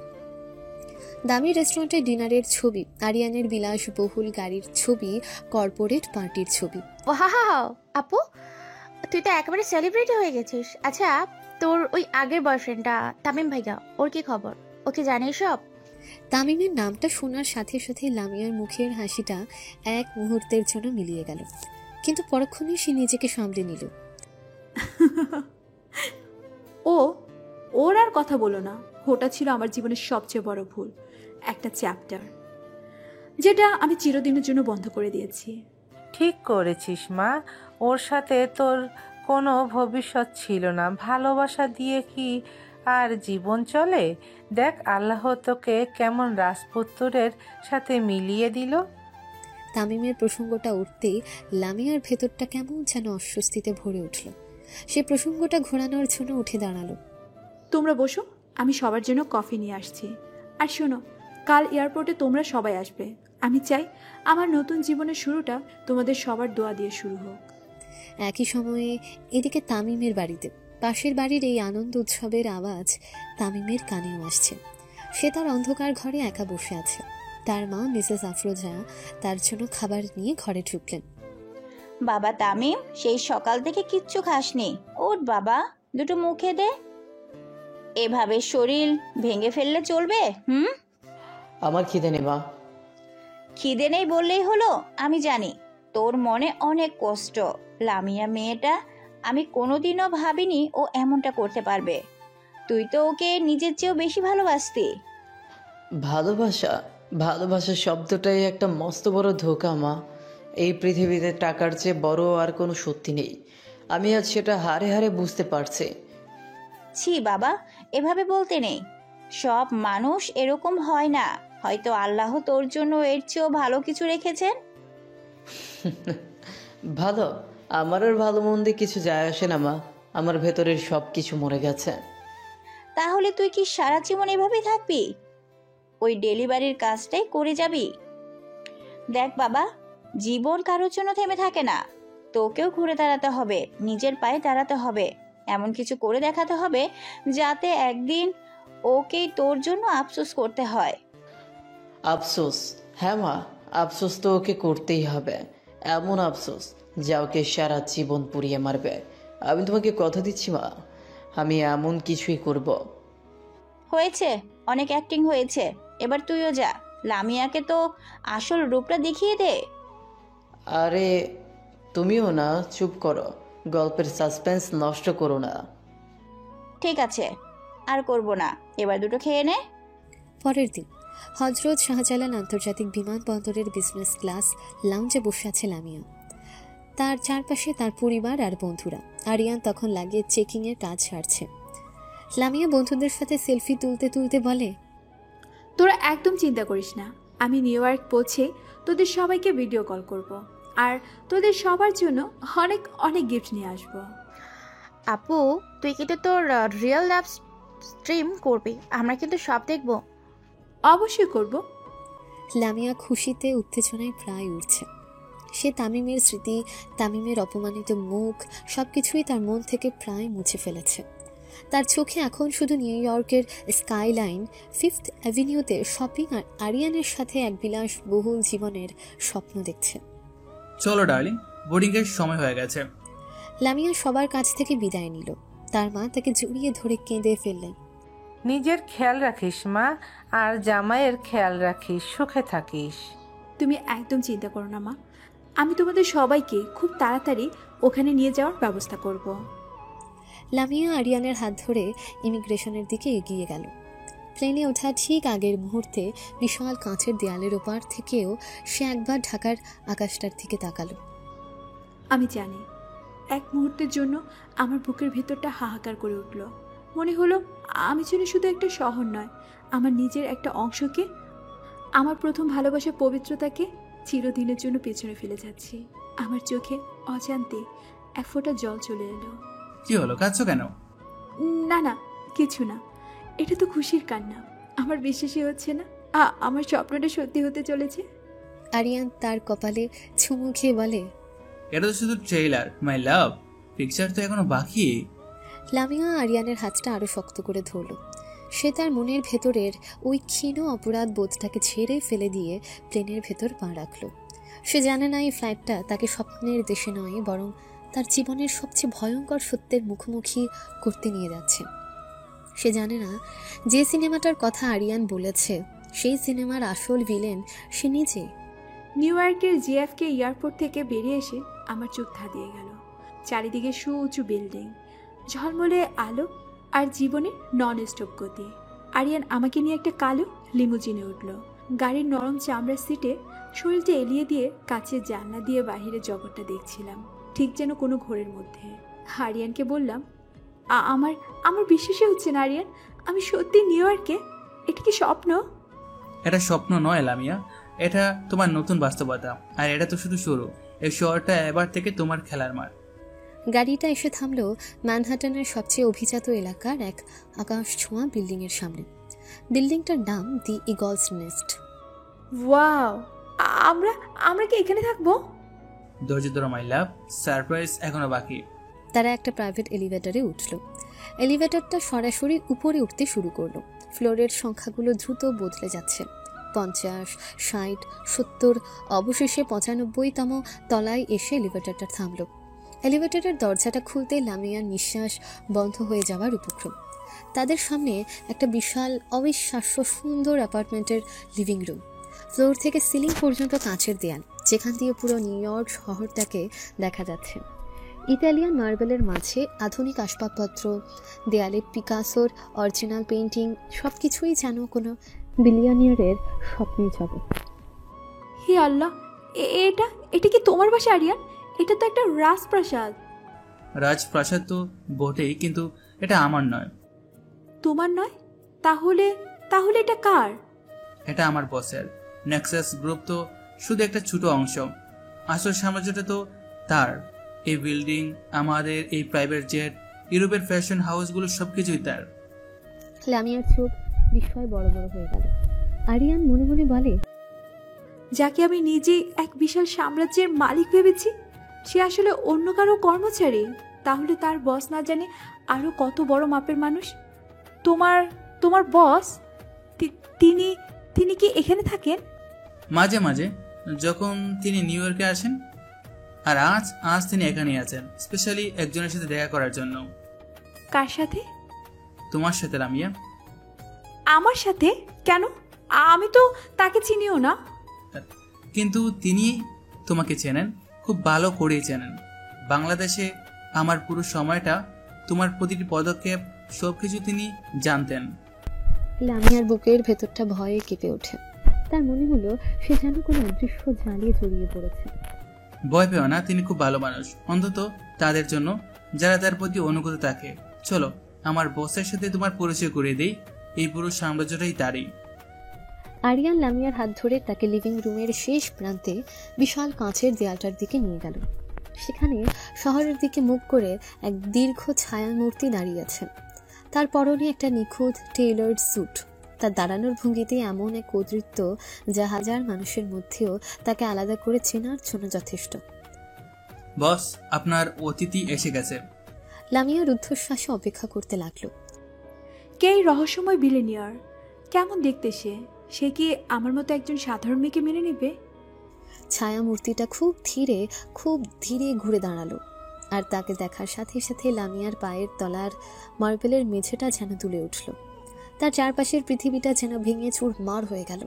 তার চোখ দিয়ে বেরিয়ে এলো এক অবিশ্বাসী আতঙ্কিত আর্তনাদ। তামিম! কাঁচের দেয়ালের সামনে যে মানুষটা দাঁড়িয়ে আছে সে আর কেউ নয়, তামিম। তবে এই সেই সাধারণ মধ্যবিত্ত তামিম নয় যার চোখে সারল্য আর ভালোবাসা মাখা ছিল। এই তামিমের পরনে $1,000,000 স্যুট, হাতে দামি ঘড়ি, চুলগুলো নিখুঁতভাবে সাজানো, আর তার চোখ দুটো বরফের মতো শীতল, যেখানে নেই কোনো ভালোবাসা, আছে শুধু এক গভীর হিসেবে প্রতিশোধের আগুন। লামিয়া 1 পা 2 পা করে পিছিয়ে যেতে লাগলো, যেন কোনো ভয়ঙ্কর দুঃস্বপ্ন দেখছে। তার মস্তিষ্ক বিশ্বাস করতে পারছিল না যে মানুষটিকে সে একটু আগে অতীতের আবর্জনা বলে ছুঁড়ে ফেলে এসেছে, সেই মানুষটাই এই অবিশ্বাস্য সাম্রাজ্যের মালিক হতে পারে। না না, এটা হতে পারে না। তুমি তুমি এখানে কি করছো? তুমি তো একজন ডেলিভারি বয়। ছিলাম, তোমার জন্য আমি ডেলিভারি বয়ও ছিলাম লামিয়া। শুধু একবার দেখতে চেয়েছিলাম আমার ভালোবাসার গভীরতা মাপার জন্য তুমি কতটা নিচে নামতে পারো। তামিম ধীর পায়ে লামিয়ার দিকে এগিয়ে গেল। তার প্রতিটি পদক্ষেপে ছিল এক রাজার আত্মবিশ্বাস। অবাক হচ্ছ তাই না? ভাবছো কিভাবে সম্ভব যে ছেলেটা তোমাকে একটা লাল শাড়ি কিনে দেওয়ার ক্ষমতা রাখতো না, সে কিভাবে এই পেন্ট হাউসের মালিক হয়? ভাবছো আরিয়ান তোমার স্বপ্নের রাজকুমার, সে কেন আমার সামনে মাথা নিচু করে দাঁড়িয়ে আছে? তামিম আরিয়ানের কাঁধে হাত রাখল। আরিয়ান তার বসের দিকে অনুগত দৃষ্টিতে তাকালো। পরিচয় করিয়ে দিই, meet my best friend, my most loyal employee and the CEO my company Bangladesh branch Aryan Khan. আর নেক্সাস গ্রুপ, ওটা আমারই কোম্পানি লামিয়া, আমারই সাজানো একটা মঞ্চ। মঞ্চ? তার মানে তোমার ওই চাকরির অফার, তোমার ওই ভালোবাসার নাটক, সবকিছু মিথ্যা ছিল? বসের আদেশের বাইরে আমি কিছুই করিনি মিস লামিয়া। আমার প্রতিটি পদক্ষেপ, প্রতিটি কথা, সবকিছুই ছিল উনারই শেখানো। কেন করলে তুমি আমার সাথে এমন তামিম? কি ক্ষতি করেছিলাম আমি তোমার? আমি তো শুধু একটা ভালো জীবন চেয়েছিলাম। ভালো জীবন? কোনটাকে বলো তুমি ভালো জীবন লামিয়া? টাকা, ক্ষমতা, স্ট্যাটাস, এর জন্যই তুমি আমাদের 5 বছরের ভালোবাসা, আমাদের বিশ্বাস, আমাদের স্বপ্ন সব কিছুকে পায়ের নিচে পিষে দিলে? তুমি কি একবারও ভেবেছিলে আমার কথা? তামিমের কণ্ঠস্বর যন্ত্রণায় আর ঘৃণায় কাঁপছিল। সে পেন্ট হাউসের বাড়ির দিকে এগিয়ে গিয়ে নিজের জন্য 1 গ্লাস পানি ঢালল।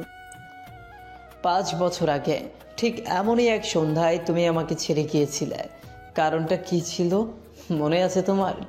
কারণ আমার এক প্রতিযোগী, যে আমার চেয়ে বড় লোক ছিল, সে তোমাকে বিয়ের প্রস্তাব দিয়েছিল। সেদিনও তুমি ঠিক এভাবেই বলেছিলে, ভালোবাসা দিয়ে পেট ভরে না তামিম। আমি ভুল করেছিলাম, আমি বুঝতে পারিনি। চুপ, একটাও মিথ্যা কথা বলবে না। সেদিন আমি তোমার পায়ে ধরেছিলাম লামিয়া। আমি তোমাকে বলেছিলাম আমাকে শুধু 2 বছর সময় দাও, আমি কথা দিচ্ছি আমি তোমার সব স্বপ্ন পূরণ করব। কিন্তু তুমি আমার কথা শোনোনি। তুমি বলেছিলে 2 বছরে পৃথিবী বদলে যায়, আর তুমি তো সামান্য একটা মানুষ। তামিম গ্লাসের পানিটা এক চুমুকে শেষ করে লামিয়ার সামনে এসে দাঁড়ালো। হ্যাঁ, পৃথিবী বদলে গেছে লামিয়া, আর আমিও বদলে গেছি। সেদিন তোমার ওই অপমানের পর আমি প্রতিজ্ঞা করেছিলাম, আমি শুধু টাকা কামাবো না, আমি টাকার পাহাড় তৈরি করব।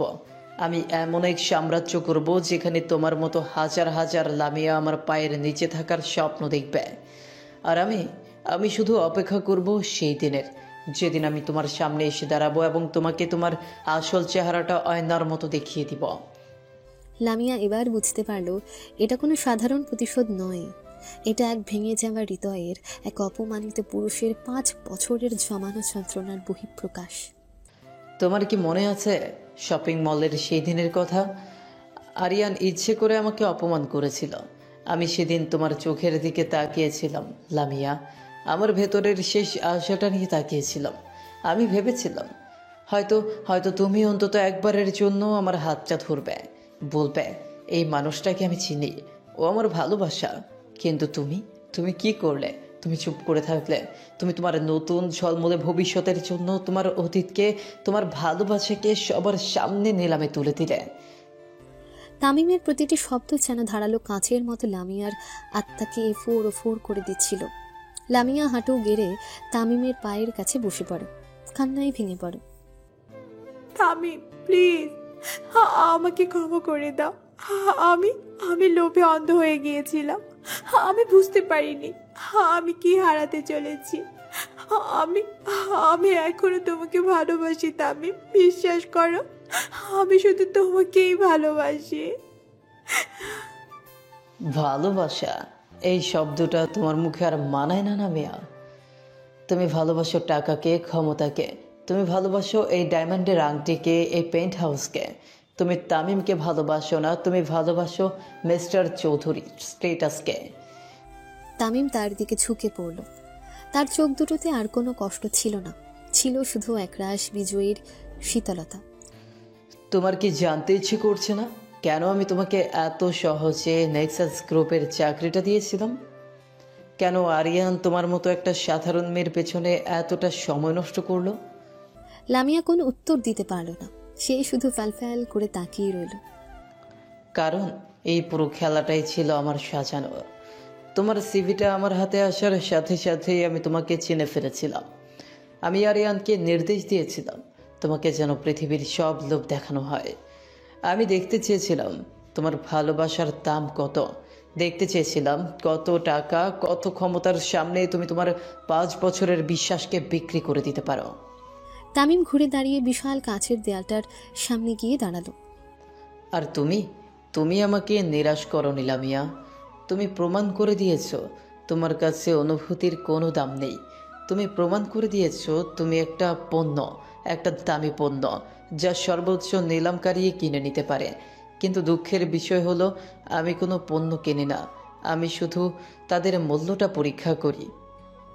তাহলে তাহলে আমাদের বিয়ে, নিউ ইয়র্কে আমাদের নতুন জীবন, সবকিছু মিথ্যা ছিল। বিয়ে তো হবেই, তবে তোমার সাথে নয়।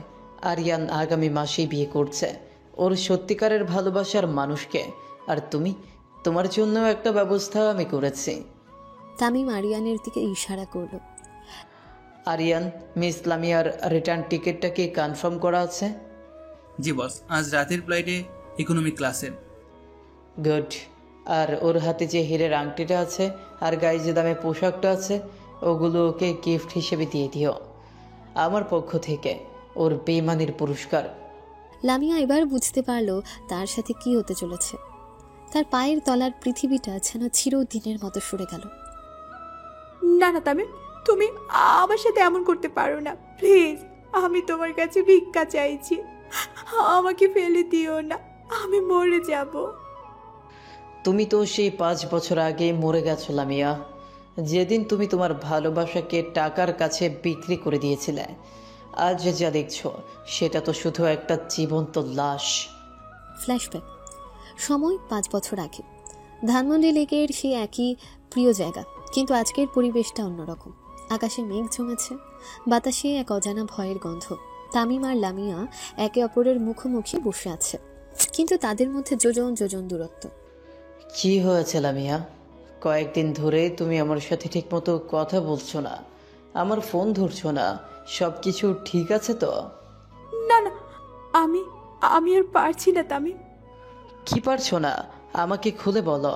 বাবার ব্যবসায় লোকসান হওয়ার পর থেকে আমি জানি আমাদের খুব কষ্টে দিন যাচ্ছে, কিন্তু আমি তো তোমাকে কথা দিয়েছি আমি খুব শীঘ্রই সব কিছু ঠিক করে ফেলব। তুমি শুধু আমার উপর একটু বিশ্বাস রাখো। বিশ্বাস? কতদিন ধরে রাখবো এই বিশ্বাস? গত 6 মাস ধরে তো আমি শুধু তোমার মিথ্যা আশ্বাসই শুনে আসছি। তোমার বাবা তো প্রায় পথের ভিখারি হয়ে গেছে, আর তুমি তো একটা পার্ট টাইম টিউশনি ছাড়া আর কিছুই করতে পারছো না। লামিয়া, তুমি এইভাবে বলছো? আমি ভুল কিছু বলছি না তামিম, আমি বাস্তবটা বলছি। তুমি কি দেখো না আমার বান্ধবীরা কেমন জীবনযাপন করছে? রিয়ার বয়ফ্রেন্ড ওকে প্রতি সপ্তাহে দামি গিফট দেয়। শায়লার বিয়ে হয়ে যাচ্ছে একজন ইন্ডাস্ট্রিয়ালের সাথে, আর আমি তোমার সাথে রিক্সায় ঘোরার সময়ও 10 বার ভাড়া নিয়ে চিন্তা করি। টাকাটায় কি সব কিছু লামিয়া? আমাদের ভালোবাসা, আমাদের স্বপ্ন, এগুলোর কি কোনোই দাম নেই? আজ হয়তো আগে ছিল, কিন্তু এখন আর নেই। কারণ আমি বুঝতে পেরেছি শুধু ভালোবাসা দিয়ে জীবন চলে না তামিম। একটা মেয়ের জীবনে নিরাপত্তা লাগে, নিশ্চিত ভবিষ্যৎ লাগে, যা তুমি আমাকে কোনো দিনও দিতে পারবে না। ঠিক তখনই লেকের পাশে একটা দামি গাড়ি এসে থামল। ভেতর থেকে বেরিয়ে এলো এক সুদর্শন ধনী যুবক আকাশ। বেবি, তুমি এখনো এখানে? আমি তো সেই কখন থেকে অপেক্ষা করছি। ও কে লামিয়া? ওর নাম আকাশ। ওর বাবা দেশের টপ বিজনেসম্যানদের একজন। ও আমাকে ভালোবাসে, আর ও আমাকে এমন এক জীবন দিতে পারবে যা তুমি কোনোদিন স্বপ্নেও ভাবতে পারবে না। তার মানে তুমি? হ্যাঁ তামিম, আমি আকাশের সাথে আমার ভবিষ্যৎটা দেখতে চাই। আমাদের সম্পর্কটা এখানেই শেষ। প্লিজ আমাকে আর কোনোদিন ফোন করার বা আমার সাথে দেখা করার চেষ্টা করবে না। ভালো থেকো। লামিয়া আর এক মুহূর্তও দাঁড়ালো না। সে তামিমের হতবাক বিধ্বস্ত মুখের দিকে না তাকিয়েই আকাশের হাত ধরে তার লাক্সারিয়াস গাড়িতে উঠে গেল। গাড়িটা কিছুক্ষণের মধ্যে তাদের চোখের সামনে থেকে অদৃশ্য হয়ে গেল। তামিম একা দাঁড়িয়ে রইল। তার পুরো পৃথিবীটা যেন এক মুহূর্তে ভেঙে চুরমার হয়ে গেছে। 3 মাস পর তামিমদের পুরনো বাড়ির ছাদ। তামিম এখন অনেকটাই চুপচাপ হয়ে গেছে। সে এখন একটা ডেলিভারি কোম্পানিতে কাজ করে। তার চোখে আর আগের মতো স্বপ্ন নেই, আছে শুধু এক গভীর শূন্যতা। ঠিক তখনই তার ফোনটা বেজে উঠল। স্ক্রিনে ভেসে উঠল আরিয়ান লন্ডন কলিং। হ্যালো। কিরে দোস্ত, কেমন আছিস? তোর গলাটা এমন শোনাচ্ছে কেন? সব ঠিক আছে? সব ঠিক। আমার সাথে অভিনয় করিস না তামিম, আমি সব জানি। লামিয়া তোকে ছেড়ে দিয়েছে, তাই না? হ্যাঁ, আমি তোকে আগেই বলেছিলাম ওই মেয়েটা সুবিধার না। ওর চোখে শুধু টাকা আর লোভ। তুই আমার কথা শুনিসনি, এখন দেখ কেমন শিক্ষা পেলি। বাদ দে ওসব কথা। তোর কি খবর বল? তোর নতুন ব্যবসা কেমন চলছে লন্ডনে? আমার ব্যবসা ভালো চলছে, কিন্তু তোর জীবনটা তো শেষ হয়ে যাচ্ছে। তুই কি সারা জীবন এভাবেই থাকবি? তারা কথা বলছিল, ঠিক তখনই তামিমের দরজায় কেউ কড়া নাড়ল। তামিম অবাক হয়ে দরজা খুলতেই দেখল বাইরে দাঁড়িয়ে আছে লামিয়া। তার চোখ দুটো ফোলা, চুল এলোমেলো, পরনের পোশাকটাও মলিন। তামিম, তুমি এখানে? লামিয়া তামিমের পায়ে পড়ে বলে, আমাকে ক্ষমা করে দাও তামিম, প্লিজ আমাকে ক্ষমা করে দাও। আমি অনেক বড় ভুল করে ফেলেছি। আকাশ একটা প্রতারক। ও আমাকে ব্যবহার করেছে। ও আমাকে ছেড়ে চলে গেছে। আরিয়ান, আমি তোকে পরে ফোন করছি। না থাম, ফোনটা স্পিকারে দে, আমি সব শুনতে চাই। তামিম দ্বিধা নিয়ে ফোনটা স্পিকারে দিল। আমি বুঝতে পেরেছি তামিম, টাকা স্ট্যাটাস এগুলো কিছুই না। আসল জিনিস হলো ভালোবাসা, যা শুধু তুমি আমাকে দিয়েছো। আমি আবার তোমার কাছে ফিরে আসতে চাই। তুমি কি আমাকে আরেকটা সুযোগ দিবে না প্লিজ তামিম? আমি তোমাকে ছাড়া মরে যাব। লামিয়ার কান্না আর আকুতি দেখে তামিমের পাথর হয়ে যাওয়া মনটা আবার গলতে শুরু করলো। সে লামিয়াকে মাটি থেকে তুলে দাঁড় করালো। ঠিক আছে লামিয়া, কেঁদো না। আমি তোমাকে ক্ষমা করে দিলাম। তুমি এখন যাও, আমি পরে তোমার সাথে কথা বলছি। লামিয়া চলে যাওয়ার পর তামিম আরিয়ানকে বলে, সরি দোস্ত, এখন বল। তামিম, তুই কি পাগল হয়ে গেছিস? তুই বেঈমান মেয়েটাকে আবার বিশ্বাস করছিস? ও নিজের ভুল বুঝতে পেরেছে আরিয়ান। ভালোবাসা তো মানুষকে ক্ষমা করতেই শেখায়। ভুল? ও কোনো ভুল বুঝতে পারেনি, ও শুধু আশ্রয় করছে। দেখিস, কাল যদি এর চেয়ে বড় কোনো মাছ ওর বড়শিতে ধরা পড়ে, ও আবারও তোকে লাথি মেরে চলে যাবে। যে মেয়ে একবার টাকার জন্য বেঈমানি করতে পারে, সে বারবার করতে পারে। না আরিয়ান, লামিয়া আর এমন করবে না। করবে, 100 বার করবে। তুই আমার কথা মিলিয়ে নিস। শোন, তুই যদি সত্যি জানতে চাস ও কতটা বদলে গেছে, তাহলে ওকে একটা চূড়ান্ত পরীক্ষার মধ্যে ফেল। কি পরীক্ষা? আমার মাথায় একটা প্ল্যান এসেছে, একটা নিখুঁত প্ল্যান। এমন এক খেলা যেখানে নিজের অজান্তেই তার আসল রূপটা আমাদের সামনে তুলে ধরবে। তুই শুধু আমার কথা মতো কাজ করে যা, তারপর দেখ তোর এই সৎ প্রেমিকা কিভাবে আবারও রং বদলায়। তামিম প্রথমে রাজি না হলেও আরিয়ানের যুক্তির কাছে সে হার মানল। তার মনের কোণেও একটা ক্ষীণ সন্দেহ রয়ে গিয়েছিল। সে লামিয়ার ভালোবাসার গভীরতায় শেষবারের মতো মাপতে চেয়েছিল।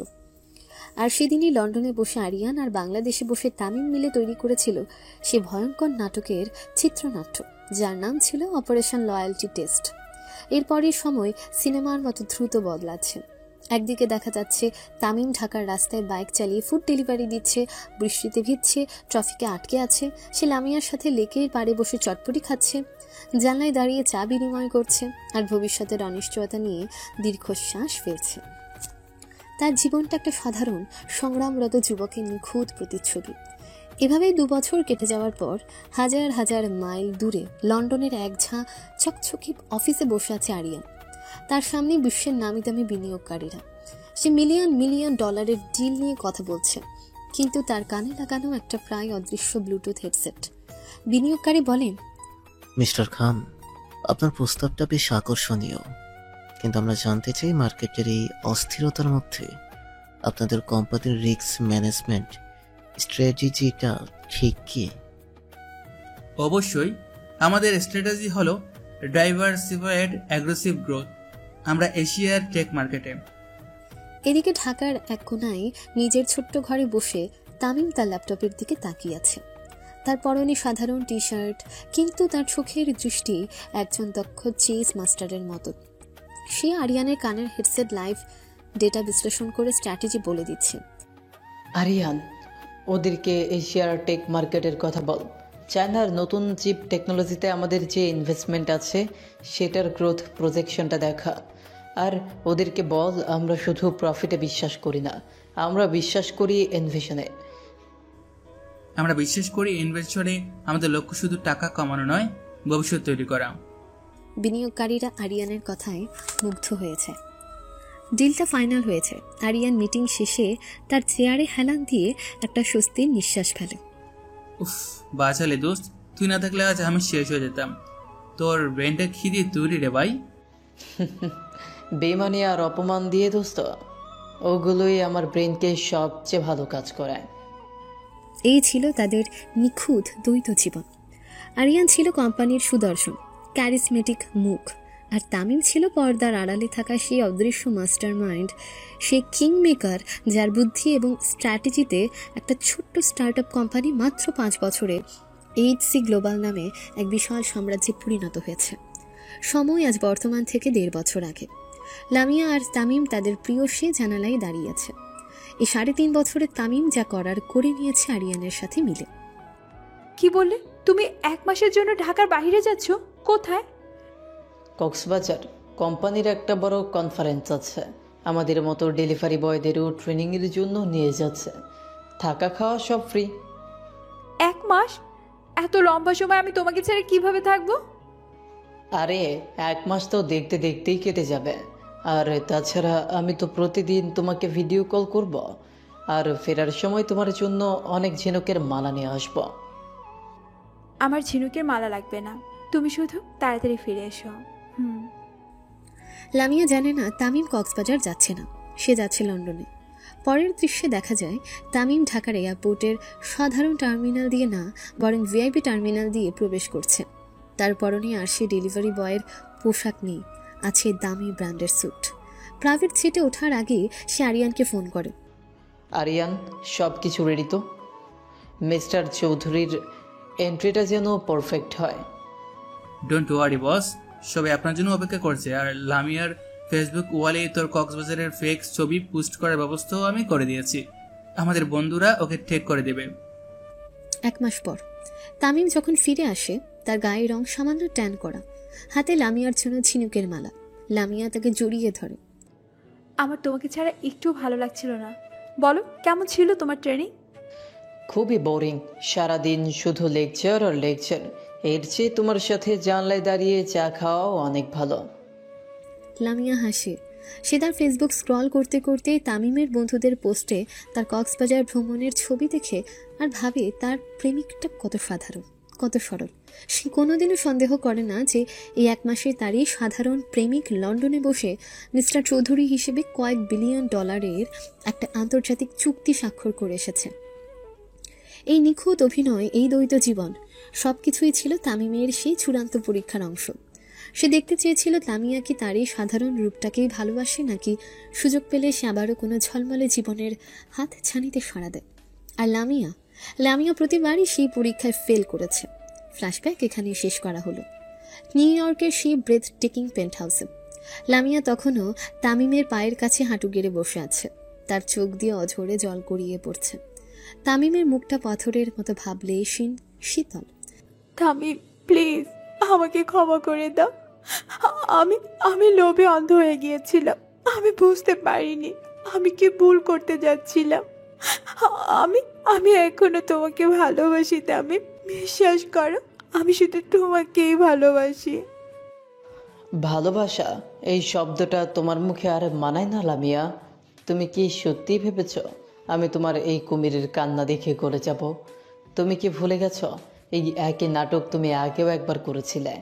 সেদিন তুমি আমাকে ছেড়ে চলে গিয়েছিলে, আমি ভেঙে পড়েছিলাম, এটা সত্যি, কিন্তু আমি মরে যাইনি। কিন্তু তারপর 3 মাস পর যখন ওই ধনী ছেলেটা তোমাকে ছুঁড়ে ফেলে দিল, তখন তুমি আবার আমার কাছে ফিরে এসেছিলে।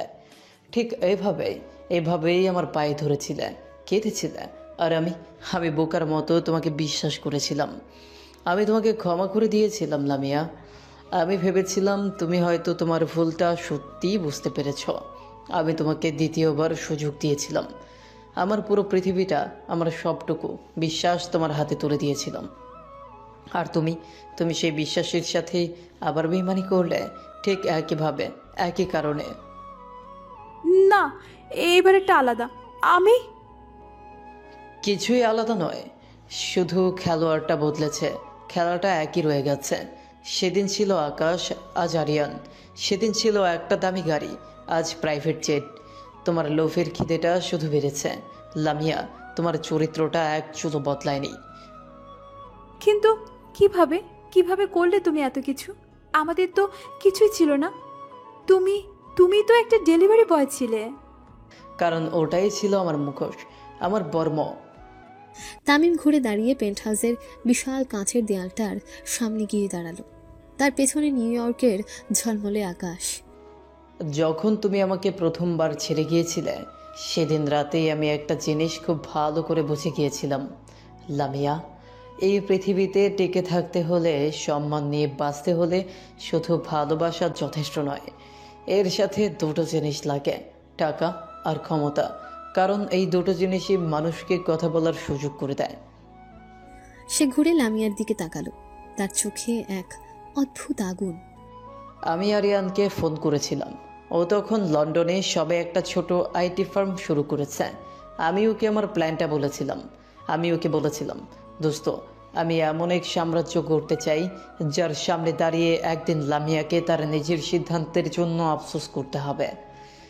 লামিয়া রুদ্ধশ্বাসে শুনছিল তামিমের অবিশ্বাস্য উত্থানের গল্প। আমি আরিয়ানকে সাথে নিয়ে শূন্য থেকে এই সাম্রাজ্য গড়ে তুলেছি। আরিয়ান ছিল কোম্পানির মুখ, যে সবার সামনে ডিল করত, মিটিং করত। আর আমি ছিলাম পর্দার আড়ালে থাকা সেই অদৃশ্য মস্তিষ্ক। দিনের বেলায় আমি তোমার সাধারণ প্রেমিক সেজে থাকতাম, তোমার সাথে রিকশায় ঘুরতাম, জানলায় দাঁড়িয়ে চা খেতাম। আর রাতে আমি আমার আসল কাজটা করতাম। তামিম লামিয়ার দিকে এক পা এগিয়ে গেল। তুমি যখন তোমার সাধারণ জীবন নিয়ে অভিযোগ করে শান্তিতে ঘুমোতে, আমি তখন ঢাকার এক ছোট ঘর থেকে লন্ডনের স্টক মার্কেটে $1 মিলিয়ন ডিল ফাইনাল করতাম। তুমি যখন ফেসবুক স্ক্রোল করতে, আমি তখন সিলিকন ভ্যালির নতুন টেকনোলজিতে ইনভেস্ট করার জন্য ডেটা অ্যানালাইসিস করতাম।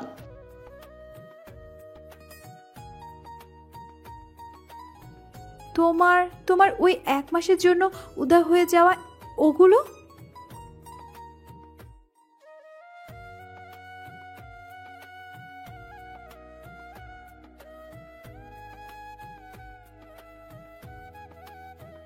লামিয়া এবার চূড়ান্তভাবে ভেঙে পড়ল। সে বুঝতে পারল সে শুধু একজন প্রেমিককে হারায়নি, সে এক রাজাকে হারিয়েছে। সে এমন এক মানুষকে হারিয়েছে যে তার জন্য ভালোবাসার চূড়ান্ত পরীক্ষায় নেমেছিল। আর সে সেই পরীক্ষায় শোচনীয়ভাবে ফেল করেছে। লামিয়া যখন তার জীবনের সবচেয়ে বড় সত্য আর ভুলের মুখোমুখি হয়ে পাথরের মতো বসে আছে, ঠিক তখনই পেন্ট হাউসের ভেতরের একটা ঘরের দরজা নিঃশব্দে খুলে গেল। সেখান থেকে বেরিয়ে এলেন একজন মহিলা। তার পরনে সাধারণ শাড়ি, মুখে মায়াবী কিন্তু দৃঢ় এক অভিব্যক্তি। তাকে দেখে লামিয়ার হৃৎপিণ্ডটা প্রায় থেমে যাওয়ার উপক্রম। খালাম্মা, আপনি এখানে? তামিমের মা মিসেস আফরোজা ধীর পায়ে তাদের দিকে এগিয়ে এলেন। তার চোখে কোনো বিস্ময় নেই, আছে শুধু একরাশ করুণা আর শীতলতা। হ্যাঁ, আমি এখানে। আমি তো আমার ছেলের সাথেই থাকি। যেখানে আমার ছেলে সেখানেই তো তার মা থাকবে। কিন্তু কিন্তু আপনি তো ঢাকায়। ঢাকায় তো শুধু আমার শরীরটা পড়েছিল মা, আমার আত্মাটা তো গত 5 বছর ধরে আমার ছেলের সাথে সাথেই ঘুরছিল। তুমি কি ভেবেছিলে আমার ছেলে এত বড় একটা খেলা খেলবে আর আমি তার মা হয়ে কিছুই জানবো না? তামিম তার মায়ের পাশে এসে দাঁড়ালো। তার মা আলতো করে ছেলের মাথায় হাত রাখলেন। যেদিন তুমি ওকে প্রথমবার ছেড়ে গিয়েছিলে সেদিন রাতেই তামিম আমাকে সব বলেছিল। আরিয়ান যখন এই পরীক্ষার প্রস্তাব দেয় তখন আমি ওকে প্রথম সায় দিয়েছিলাম। আপনি ওই ষড়যন্ত্রে জড়িত ছিলেন? এটা ষড়যন্ত্র নয় লামিয়া, এটা ছিল একটা আয়না। আমরা শুধু তোমার সামনে একটা আয়না ধরেছিলাম যাতে তুমি তোমার আসল চেহারাটা দেখতে পারো।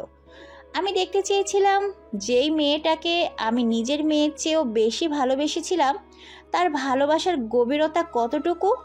কিন্তু তুমি প্রতিবারই প্রমাণ করে দিয়েছো যে তোমার কাছে টাকার চেয়ে বড় আর কিছুই নেই। মিসেস আফরোজার নরম কণ্ঠস্বরটা হঠাৎ করেই কঠিন হয়ে গেল। তিনি আরিয়ানের দিকে তাকালেন। আরিয়ান বাবা। জি আন্টি। আমার ছেলের জীবনে আর কোনো আবর্জনার জায়গা নেই। এই মেয়েটাকে আমার চোখের সামনে থেকে দূর করে দাও। এমনভাবে ছুঁড়ে ফেলে দাও যাতে ওর ছায়াও আর কোনো দিন আমার ছেলের উপর না পড়ে। মায়ের এই কঠোর আদেশ শুনে তামিমের মুখেও কোনো পরিবর্তন এলো না। সেই শুধু নীরবেই দাঁড়িয়ে রইল। আরিয়ান সিকিউরিটির দিকে ইশারা করল। লামিয়া এবার চূড়ান্তভাবে ভেঙে পড়ল। সে মিসেস আফরোজার পায়ে পড়ার জন্য এগিয়ে যেতেই দুজন মহিলা সিকিউরিটি গার্ড এসে তার 2 হাত ধরে ফেলল। খালাম্মা প্লিজ, আমার ভুল হয়ে গেছে, আমাকে ক্ষমা করে দিন। আমি তামিমকে ছাড়া বাঁচবো না। যেদিন তুমি আমার সরল ছেলেটার বিশ্বাস নিয়ে খেলা করেছিলে সেদিনই তুমি মরে গেছো লামিয়া। এখন শুধু তোমার শরীরটা বাকি আছে, নিয়ে যাও ওকে। গল্পটার সমাপ্তি এখানেই করা হলো। আশা করছি দর্শক আপনারা কমেন্টে জানিয়ে দেবেন লামিয়ার সাথে এটাই হওয়ার ছিল নাকি অন্য কিছু। এবং একই সাথে গল্পটা যদি ভালো লেগে থাকে অবশ্যই আপনাদের মূল্যবান কমেন্ট আমাদের সাথে শেয়ার করতে ভুলবেন না। এবং এই চ্যানেলে যদি নতুন সদস্য হয়ে থাকেন তবে আশা রাখছি আপনারা আমাদের চ্যানেলটিকে এই মুহূর্তেই সাবস্ক্রাইব করে দিয়েছেন এবং নিয়মিত গল্পের আপডেট পেতে অবশ্যই বেল বাটনটি বাজিয়ে দেবেন। তো দেখা হচ্ছে অন্য কোনো নতুন গল্পে। সে পর্যন্ত সবাই ভালো থাকবেন, সুস্থ থাকবেন। আল্লাহ হাফেজ।